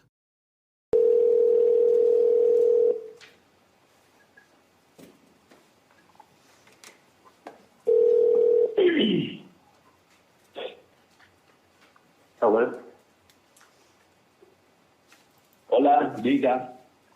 Hello, diga. Hi, who is this? Who's this? Someone's been calling my family. I'm trying to figure out who this is.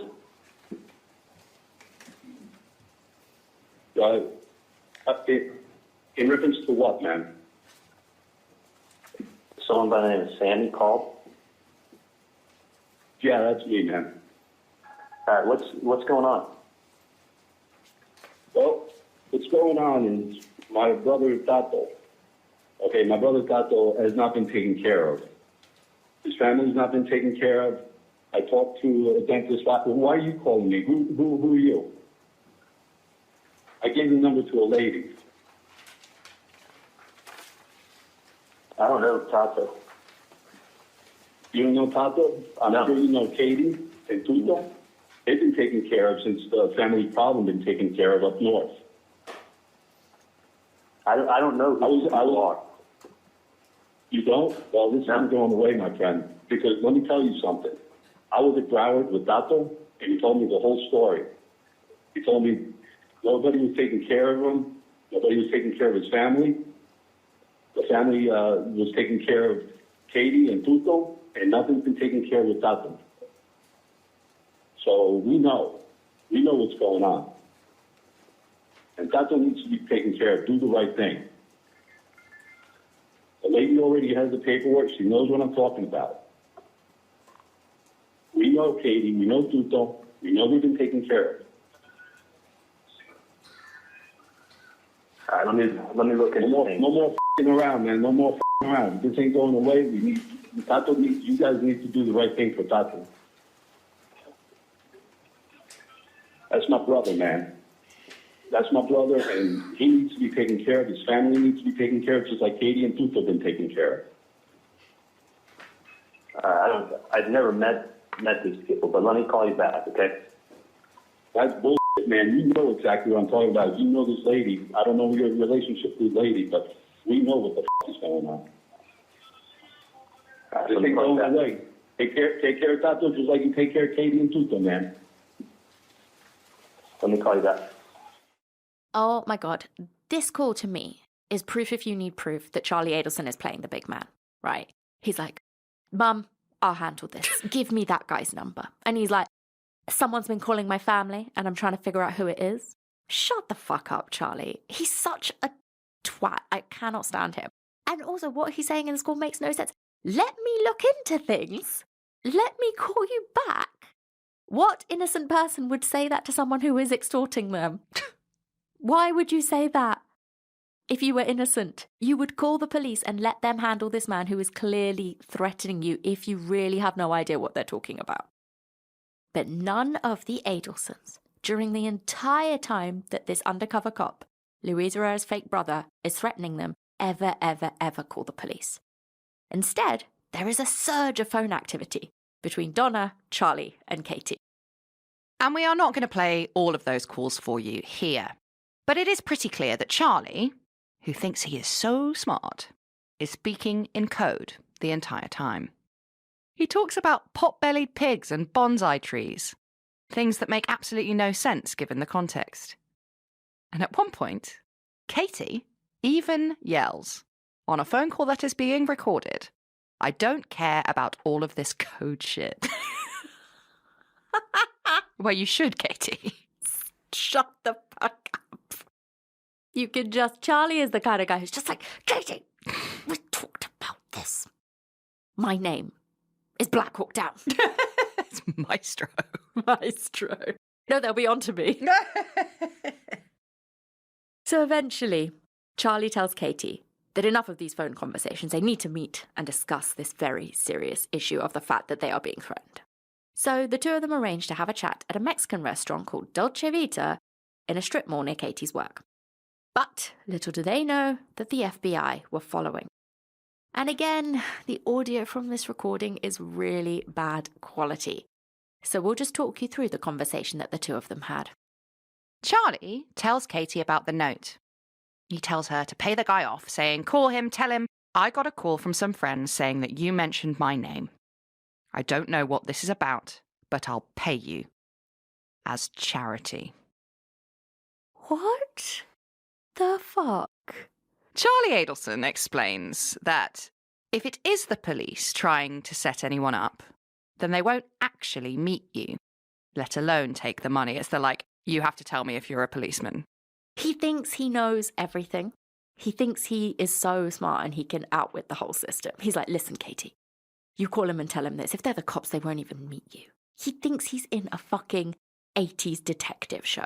He thinks he's in Miami Vice. Yes! Which he kind of is. Have you seen pictures of him? He really does look like he's in Miami Vice.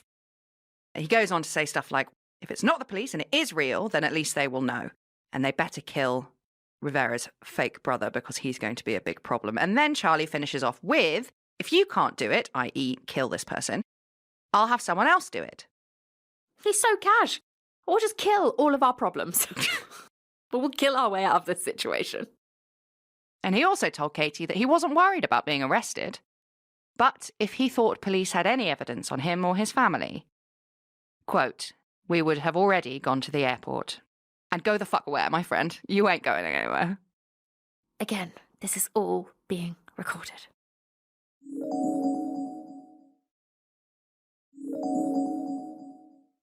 So after this meeting with Katie, Charlie calls his mum Donna, who is presumably sat at home having absolute kittens. And he tells her, again, more code, I gave her some relationship advice. Relationships aren't easy, but don't worry, everything is fine now. Everything was, however, very far from fine, because on the 1st of October 2016, the police arrested Katie Magbanua. Now, initially, Katie was actually offered a plea deal, and she could have walked away from this completely scot-free if she had turned on Charlie Adelson. But she refused to take the plea, claiming that she'd done nothing wrong. So, Garcia and Katie, the star-crossed lovers, were tried together in 2019. And Luis Rivera, fucking King Potato Head, testified against them both. Garcia was convicted of first-degree murder and sentenced to life. But the jury couldn't reach a unanimous verdict for Katie Magbanua, and the judge declared a mistrial. Katie had her retrial in May 2022. And this time, the secret FBI recordings from the Mexican restaurant and the fact that Katie couldn't give a clear explanation for the things like the money she was receiving from the Adelsons sealed the deal for her. Katie Magbanua was found guilty of first-degree murder, conspiracy to commit murder, and solicitation of murder, and she was sentenced to life. In a show of mild romance, Garcia refused to testify against Katie, but no one would be coy about anything when it came to the next trial. Because yes, at long last, on the 21st of April 2022, Charlie Adelson was finally arrested and charged with first-degree murder, conspiracy to commit murder, and solicitation of murder. And you can bet your ass, Garcia, Rivera, and Katie all lined up to testify against him. And they had to, because Charlie's entire defense was based on pointing the finger squarely back at the three of them. Charlie Adelson's trial kicked off with his sister's own words from her first police interview, where she openly and bafflingly acknowledged her family's motives to kill Dan, including the now infamous joke that Charlie had made about buying her a TV as a divorce present because it was cheaper than hiring a hitman. The prosecutors accused Charlie of organising the hit on Dan to get Wendi back home to Miami, like his family wanted, and of using his ex-girlfriend Katie as a way to distance himself from the killers.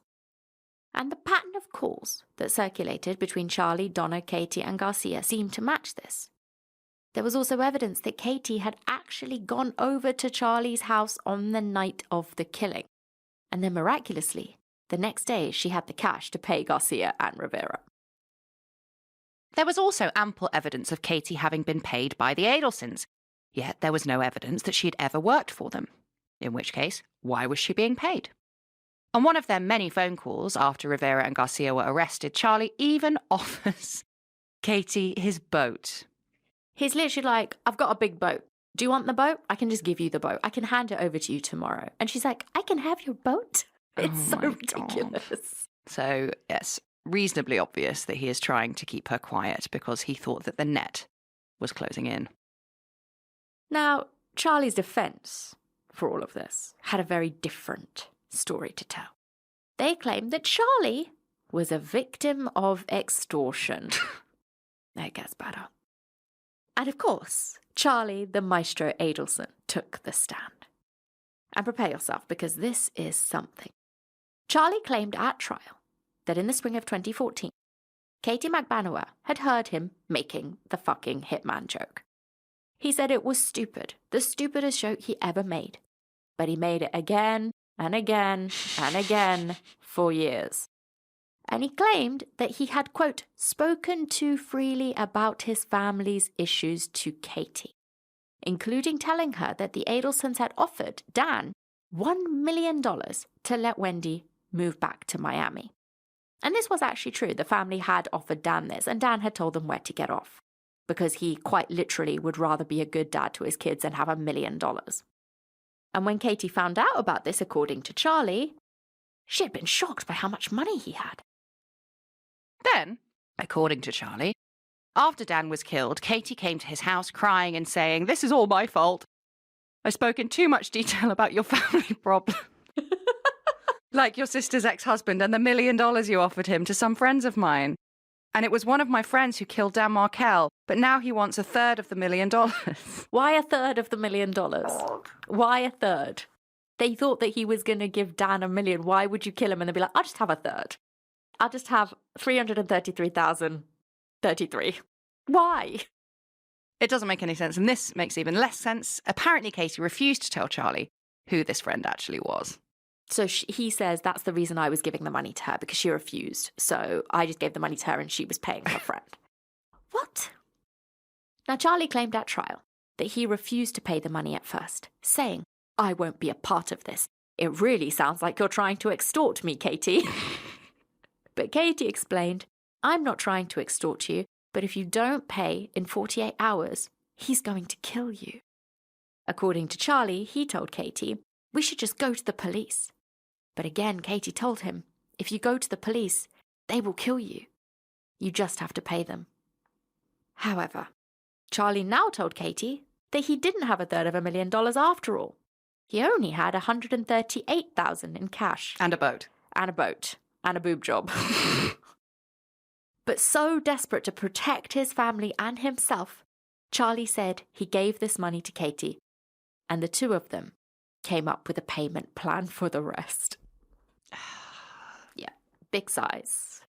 Because if anybody is famous for their payment plan processes, it is the cartels of Miami, Florida. They're like, we will accept a payment plan. Yeah, we won't break your legs. Then, for some reason, Charlie said that he told his mum, Donna, everything, which why would you do that, immediately incriminating your own mother? Charlie said that he did that in case he was killed, so then at least someone would know what happened to him. What? But this line is obviously to explain away why Donna is constantly involved in the communications around the murder for hire. Now, the prosecution tear a bunch of holes in this story from Charlie. Like why his messages with Katie in the 2 years after she started extorting him, but before any arrests were made, were so casual and chatty. Because remember Charlie saying that Katie turned up at his house the day after Dan was killed and started saying you need to pay these people. But Garcia and Rivera aren't arrested for a year or two after the murder. But during that time, Charlie's texts to Katie are along the lines of it's such a beautiful day. Think I'll go to the gym now. What? Why? She's extorting you. Yeah. I don't know. None of it makes any sense. In all of their conversations, Charlie very much seems to not have a care in the world. He thinks he's got away with it, remember? But now he's claiming that during that time, he'd actually been being threatened by gang members who were out to murder him and his entire family. To this, Charlie said that he was just trying to act normal. But then why did he offer to buy Katie and her mum a cruise, give her his boat and buy her some boobs? It seems much more like he was trying to keep his co-conspirators happy and on his side. Because as far as he's concerned, Katie's the only one who knows who he is. And on tapped calls where Katie and Charlie discuss the police having found the green Prius, Charlie tells her the car won't lead anywhere. They won't find any evidence. I know it's a 7-hour drive away, but he's high as in-state. Anyway, why would you, that aside, be arguing that the car wouldn't lead anywhere if you were the one being extorted? It's like he's trying to put Katie's mind at ease when the car is found. When they finally track down the green Prius after a year of looking for it, he's like, it's not going to lead anywhere. Why would you say that? Surely, if you were being blackmailed, it would be good for you if the police were led to Rivera and Garcia via a car hire that they had made. If you were being blackmailed, yes. So, yes, Katie, Rivera, and Garcia all testified against Charlie at his trial, with both of the men stating that Katie had never been shooting her mouth off about Charlie's money or about his sister's problems with her ex-husband, and that neither of them had ever had any contact with the Adelson family. They didn't even know who any of them were. So it flies directly in the face of this idea that Garcia and Rivera had shot Dan Markel, knowing full well all of the problems, knowing full well his connection to Charlie Adelson, the man they thought had $1 million or $350,000. So yeah, the extortion defense was all bogus as far as these three were saying. And the state questioned Charlie on why, if he was truly being extorted, why he didn't come forward to the police after Garcia and Rivera were arrested. Once the police had them, surely he was safe to report what had happened. But he never did that. Also, why would these two bother to kill someone and risk getting caught to extort someone like Charlie Adelson? If they found out from Katie that he had all of this money, why didn't they just threaten his life and take his money? Charlie claimed that this way they could extort him for life because he was paying them $3,000 a month. But again, that doesn't really make any sense because they could just get rid of you. Why do you need to do a 14-hour round trip from Miami to Tallahassee to shoot a man you don't know to then extort Charlie Adelson with no proof that he had made you do it? If you were just after his money, you just go to his fucking house after you found out from Katie McBanawer that he's got $1 million or $350,000 in cash in his house and burgle him. It makes no sense. And in the end, the jury agreed. And on the 6th of November 2023, so recently, this is how long this bloody case has been going on, literally a few months ago, 9 years after the murder of Dan Markel, following just 3 hours of deliberation by the jury, Charlie Adelson was found guilty on all charges. And on the 12th of December 2023, he was sentenced to life.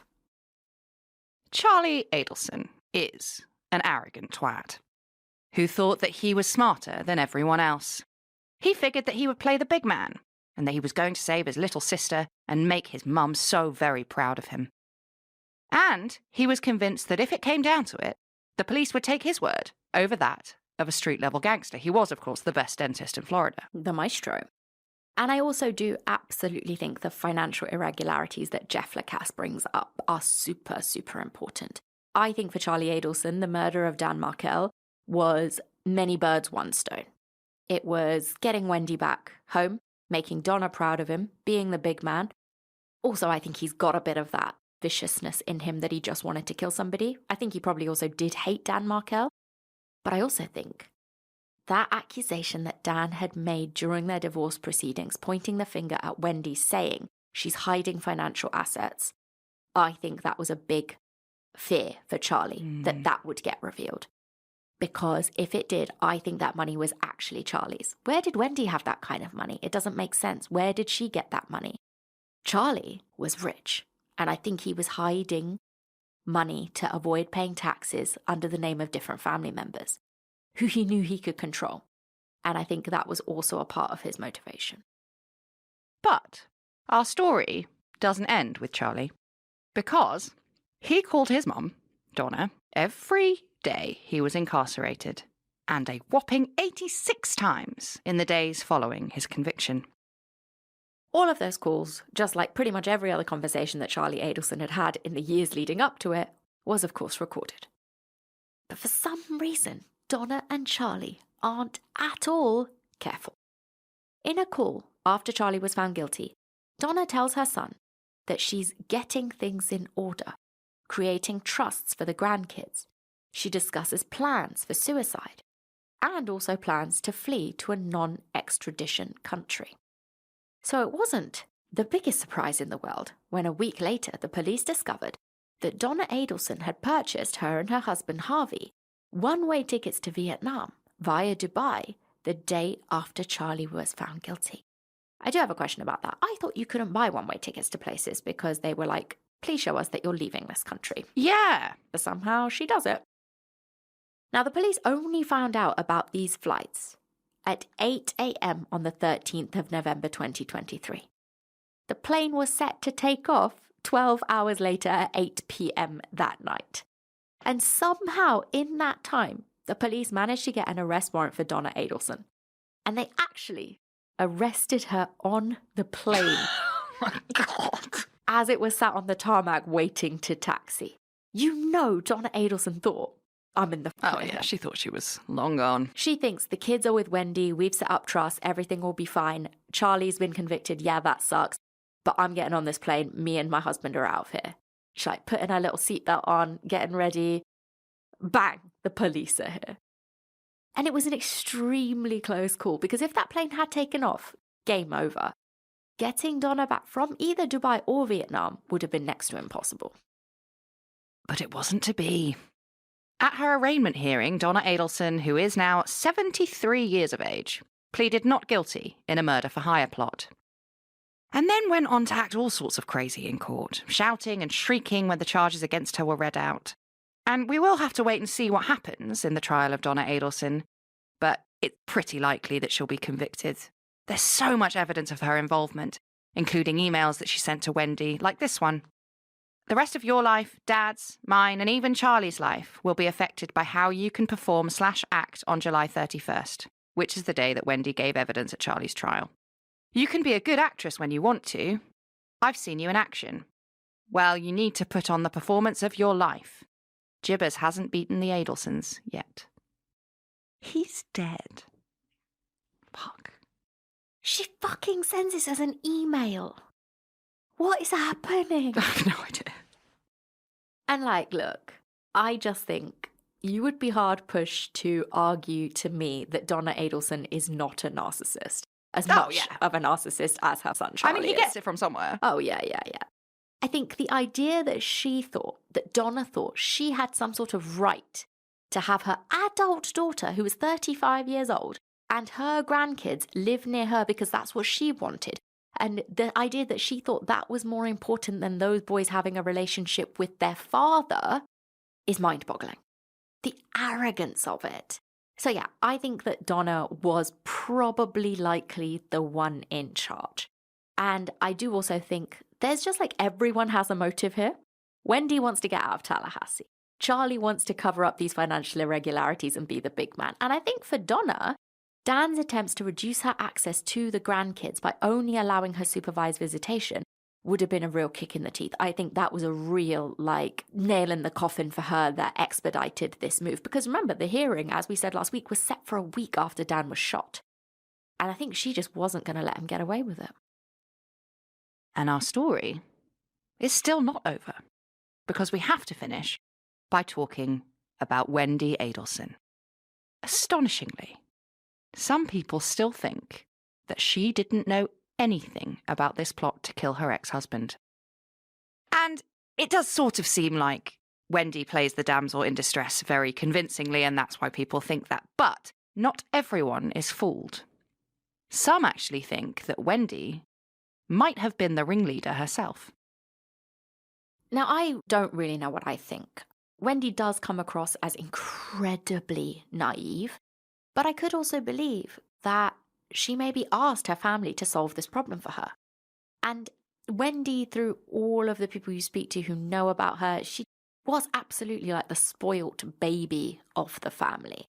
And I do wonder if maybe her sort of naive request of something like just killing Dan was just something that they were going to make happen, and deep down Wendi knew that. But she also knew that was her only way out of Tallahassee. But whether Wendi was in charge, or the first one to put forward the idea of killing Dan or not, there is no doubt in my mind that Wendi knew exactly what was going to happen to Dan and when. Wendi had a lot to lose, not just staying in Tallahassee for 16 more years at least, but possibly also losing her legal career over the accusations that Dan was making against her. Because remember, he was accusing her of hiding assets. And in January 2022, Wendi was publicly, for the first time, named as an unindicted co-conspirator. Up until that point, Wendi's name hadn't really been brought up by the police at all. In the years after Dan's murder, they had sort of openly said that they weren't looking at Wendi Adelson. They didn't think that she knew what was going on. And then it was only through papers that were released in the lead up to the retrial of Katie Magbanua that we saw in one line, just very casually, Wendi Adelson is also considered to be an unindicted co-conspirator. I'm sure Wendi got a nasty shock when she saw that all over the internet. So yes, she has been named as such, but otherwise, she's still, as of the 12th of January 2024, when we're recording this, Wendi Adelson has still not been arrested. Right now, Wendi has limited use immunity, which means that her testimony can't be used against her. But crucially, because I see a lot of people on the internet being like, Wendi Adelson has immunity, Wendi Adelson has immunity. No, she does not have what's known as transactional immunity, which is the sort of blanket immunity that would protect her from any type of prosecution for this crime at all. She does not have that. So basically, the police just need evidence against Wendi that she hasn't testified to. And to be honest, if you look at this case, the way in which the police have worked, very slowly, but they got Rivera, they got Garcia, they got Katie, they got Charlie, now they're working on Donna. They just seem to be going one by one. We think for now that the state is focusing on getting a conviction for Donna, and then they will most likely, we hope, turn their attention to Wendi. Because there is a lot of evidence that Wendi knew. There were things on her phone that were deleted before Wendi handed her phone over to the police the day that Dan was killed. She had a calendar entry in for fixed TV on the day that Dan was shot, which was deleted prior to the police getting the handset the same day. Why would you do that? It's all more code. It's all more code. It's so weird. And there was also a text from Donna to Wendi saying, Best Buy just called me. They are on their way to help you with the TV in your living room. Wendi replied, This is so sweet, but you knew it was happening because it was in your calendar. And then, of course, these texts were deleted. She deletes the texts Yeah. before she hands her phone to the police. And she knows, as a professor of the law, that they can find them. It is mind-boggling. I think she genuinely, Hannah, she gets up in the morning. She's waiting for the TV repairman to come, which is also code for Dan's going to get shot. She has it in her calendar. She goes for her weird little drive. She pretends she doesn't see the police. She goes for lunch with her friends. And then when the police come and get her, I think she sat in the back of that cop car for 20 minutes, not asking any questions, deleting all of these texts, and then handing her phone over to them when she gets there. It is so stupid and so obvious. Now, I think there is also enough evidence to strongly speculate that Wendi wanted to get Jeff Lacasse, her ex-boyfriend, done for the murder. Even though the police cleared him very early on, because remember, he had a stone-cold alibi. Because as it turned out, during the year after Dan's death, Wendi moved back to Miami, of course, and spent much of her time telling anyone who would listen that Jeff was Dan's killer, despite the police having ruled him out. Now, Jeff wasn't just going to let Wendi run around talking shit about him. And on reflection, it became very clear to Jeff that he had been being used by Wendi as a potential patsy for the murder. So, in March 2015, Jeff requested to speak with investigators again, a whole year after his initial talk with them. And although it's now been 9 years since this interview, it's still fascinating in terms of what we learn about Wendi's character and her behaviour around the time of the murder of Dan Markel. So I started dating Wendi in fall of 2013. We had mutual friends, because a lot of our friends are in the Jewish community at the School of Social Work. So we both talked to a lot of the same people, throughout the investigation. Your name came up a couple times. And we just have a lot of mutual friends and stuff. So that's how we met. So we dated casually in the fall. She just got divorced, so had I actually. And at the time, I came in here before, I thought Markel was a dick. That's what I had been taught by Wendi. Over time, I realized I was kind of misled. But in the fall, it was interesting. Let me start. Danny had been describing Wendi as a pathological liar and a mentally ill narcissistic sociopath in a semi-joking manner, but to you? To other people. I just heard that through the grapevine. Because people said, be careful with Wendi. She's a little unbalanced. And I said, well, she seems upset about her divorce, but I don't know if she's unbalanced. I didn't take it seriously at the time. It sounds extreme, right? I thought these two people were having a nasty divorce. He's calling names. I thought it was totally out of line. It's one of the reasons I was upset with him, because you've seen the court documents. He got sick of her and really went after her legally in a really aggressive way, and not knowing the background. I thought it was inappropriate, you know. I thought it was taking things too far to try to disbar your ex-wife, you know. But one impression I'm left with is, I don't think I said this before, like in December or January, I thought that was totally out of line. By May, I don't know if those are technically the correct words, but by May, I knew exactly what he was talking about. And this is a very troubled person, Wendi Adelson, deeply troubled person. And at first, she's gorgeous, she's smart, she's funny. I mean, I fell for this girl like a ton of bricks. Most men would. I mean, that was one of the reasons I stuck around too long. But just an overall impression of her. And Danny says this in court documents, actually. A very manipulative person, a pathological liar. Wendi was an alcoholic while I was with her. She drank her dinner most nights. Extremely fragile, extremely depressed. Many, many nights sitting and hated Tallahassee so much that thought we're a bunch of country bumpkins if we liked Tallahassee because she's from Miami. Didn't hide that fact. Thought it was bizarre that I moved here from Phoenix. And the 2 conversations that we had every single day for 9 months were, Danny is an evil monster, and Tallahassee is the worst place in the world to live, and I can't believe I got stuck here because of Danny Markel. And she was obsessed with those 2 concepts. So I got really tired of hearing that, but I heard that every day for 9 months.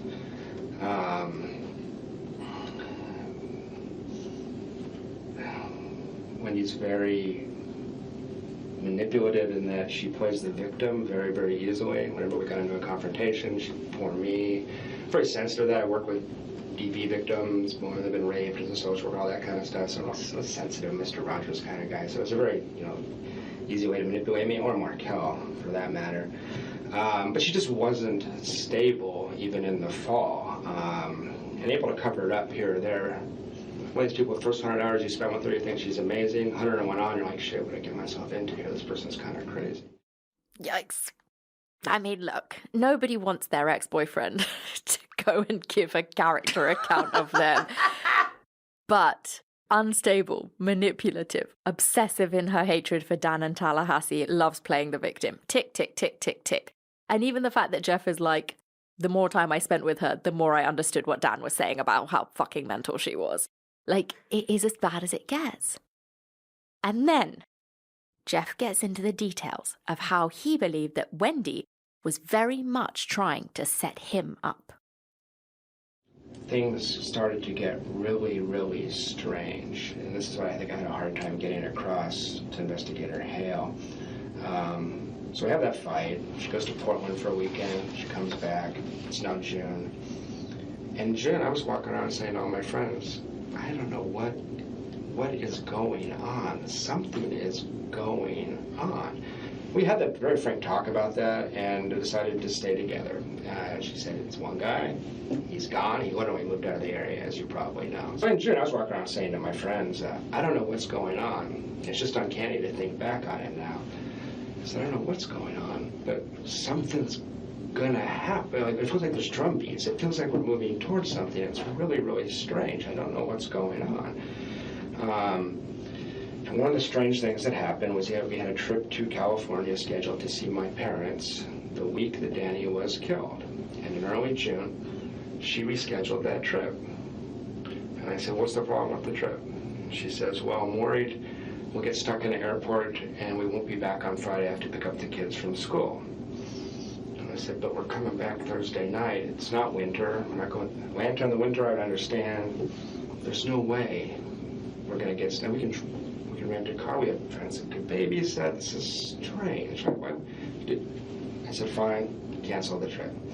And that was going to be in early June? The trip was going to be the week that Danny was killed. Oh, okay. And I even said, if you just don't want to go because you don't feel comfortable right now, just tell me, that's cool. She goes, no, I have to pick up the kids from school that day. I just have to. I don't want to do anything that would stop that, And she said, I'll miss the kids at that point. I said, okay. And she said, I want to spend that Monday through Thursday with you. I said, great.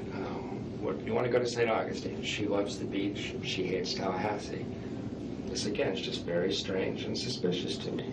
Wendi Adelson tells me, what I want to do is a staycation. I want to stay home in Tallahassee. I said, you want to stay in Tallahassee the hottest week of the year?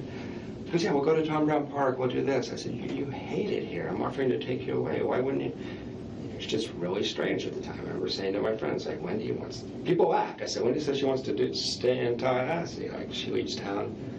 Sure, you know, every chance she gets, she leaves town. Why would she want to stay? I said, I don't know. I have no idea. I finally managed to convince her to do a trip to St. Augustine, but we had to schedule it so that we were back basically by the time of the shooting. So that was just strange. It was peculiar at the time. And she was, when we scheduled that trip to St. Augustine, I was sitting her, she has her calendar open. You have to schedule everything with her. That's just how she was. It was just, at the time, I can remember sitting in her office trying to schedule this, and there was this weirdness about that weekend. She was scheduling other things, no problem, but that weekend, she just was intent on. That day meant something to me before Danny was shot. Like, there's something weird about that week. I don't know what it is, but there's something weird about that week. It really seems like she's trying to keep Jeff there in Tallahassee around the time of the murder, so that he can be a viable suspect. Why else would she do that? And then after the murder, Wendi comes right out, spreading stories that she was convinced that Jeff was the killer, even after the police had cleared him because he had a rock-solid alibi. He wasn't in town. She didn't contact me for 10 days. She told me that the police had instructed her that I was a suspect and she was not to return a text message that I sent her. That she could not do that. I actually recently dated a criminal defense attorney, just coincidentally, and she thought that was bizarre because she said they want you talking, you want to incriminate yourself, they're going to get access to this stuff. But That didn't come from me. I don't think it came from anyone. It was very strange.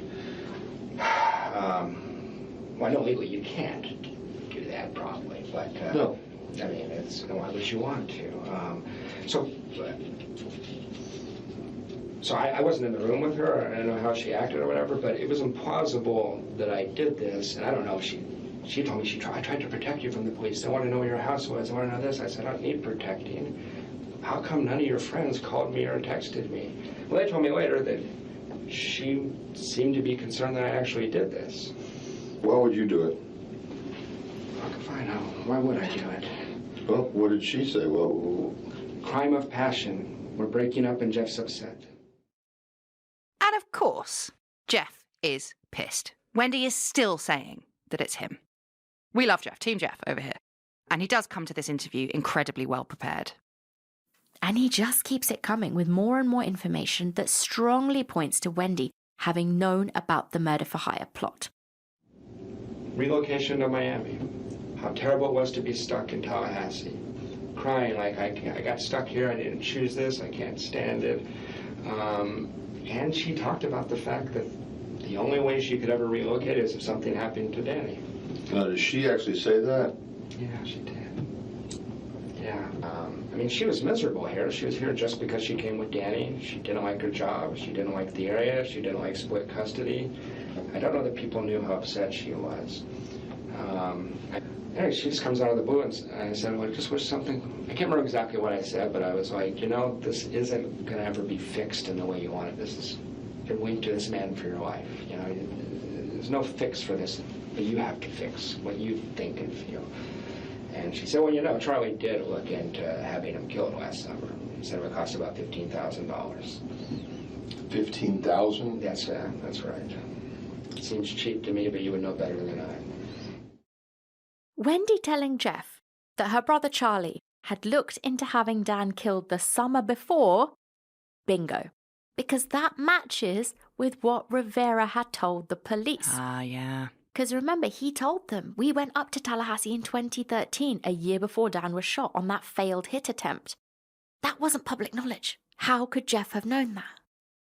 The heavy implication in Jeff's statements during this interview is that Charlie was most likely the one to have organised the hit. He had the motive, the means, and the opportunity. Charlie hated Dan Markel. He knew the right people, and he could very easily pay for it. But Jeff is also telling the police clearly that Wendi either at least knew about the plan and did nothing, or was completely involved in the execution of her ex-husband. And I think a big question that makes some people wary of Wendi's guilt is why would she tell Jeff that Charlie was going to have Dan killed if she believed that it was really going to happen, if she was in on it? And likewise, why did she tell the TV repairman the bloody cost-benefit analysis joke made by Charlie comparing hitmen with new TVs? And why would she also tell the police about this joke in her first interview? I don't know. Wendi seems very unstable, and she comes across a bit like someone who is unable to maybe stop herself from constantly talking and inappropriately revealing information. I suspect that some of it is because she thinks she's so convincing that she can talk her way out of anything. I also think some of it is absolutely self-preservation. Like, if the truth comes out later, I can always point to the fact that I told them about this joke. Doesn't it make me look innocent? I also think some of it is maybe Wendi's strange desire to be liked. And I also think some of it is just down to plain stupidity. This isn't filling me with confidence in the law professors of FSU. I think Wendi is a strange, immature person. And just because her behaviour doesn't make sense from a rational point of view, and we can't explain why she says things that hurt her family if she was in on it, that doesn't make her innocent. Jeff also later says in this interview that sometimes Wendi just didn't know when to stop talking. Jeff even tells the police that the night before Dan was shot, Wendi changed her profile picture from a very normal picture of her with her kids to a super photoshopped one of her looking like a Victoria's Secret model. Before that, she changed her profile picture just twice in 2 years. Was it because she was getting ready for all of that media attention? Again, I know it's super just random tidbits of information, right? But it really does match up with a lot of Wendi's very, also like her mother and Charlie, narcissistic tendencies. I don't know. Who knows? Who knows why she did any of these things? Was Wendi involved? I suspect yes. I think so. I suspect that she probably said, the only way I can come back to Miami is Dan dies. And her family were like, bingo. I also think Charlie would have been absolutely incapable of keeping it to himself. Oh, absolutely. And I think that Wendi was told. Wendi knew about it, because why else would she cancel that trip so adamantly with Jeff? And I think she was fully involved in the whole situation, and she's lied and lied and lied. And I think Donna won't turn on Wendi, but I think Charlie might turn on Wendi. Oh, I think so. Sibling rivalry, you're joking. Yeah, because his whole life is done. He's in prison forever. That's it. He's got nothing else to lose. No, he's lost all of his money, he's lost his cars, he's lost everything he ever had that was of value to him. No more womanizing, nothing. And I don't know if he cared too much, but his kid was 5 when he went to prison. So he's never going to have a relationship with that boy. So how far will Charlie stretch to protect Wendi? I don't know. There have been a lot of jailhouse calls in which Charlie has been lamenting to Donna before she was arrested that Wendi hasn't even come to visit him. So I don't know how long that dam's going to hold. So I think once the prosecution start looking at Wendi, I think Charlie's probably going to start singing. But the problem why Charlie might not say anything is because he's still maintaining his innocence. So he can't turn on Wendi until he admits what he did. So that's the only reason he hasn't already done it. So that's it. Well, as far as what's going to happen next in this bizarre and mammoth case, who knows? We're just going to have to wait and see. And I'm sure between us recording this and when you hear it, all sorts of crazy stuff will have gone down with Donna. And don't worry, we will revisit this case once we have more. But whatever happens next, I just feel so sorry for Dan and Wendi's boys. They've lost so much. And their lives, undoubtedly, will forever be impacted by the senseless murder of their father who loved them so much and wanted nothing more than to be there for his sons and to be a good dad. Unequivocally, every single person who speaks about Dan, whether they liked him or not, said that he was a good father. And also what's going to blight these boys' lives forever is that whether their mother Wendi is indicted or not, whether anything happens to her legally or not, that suspicion that she was involved in the murder of their father will always be there. And that is just so sad. and absolutely reconfirms the Adelsons' incredible selfishness in all of this. Not only that they robbed Dan Markel of his life, but that they robbed those two boys of having a father. So yeah, that's it, guys. That is the conclusion of our two-part series on the Adelsons. Like I said, once more information comes out, when Donna is indicted, we'll come back and do an update. As for what's going to happen to Wendi, let's wait and see. But yeah. And we'll see you next time for something else. We will. Goodbye.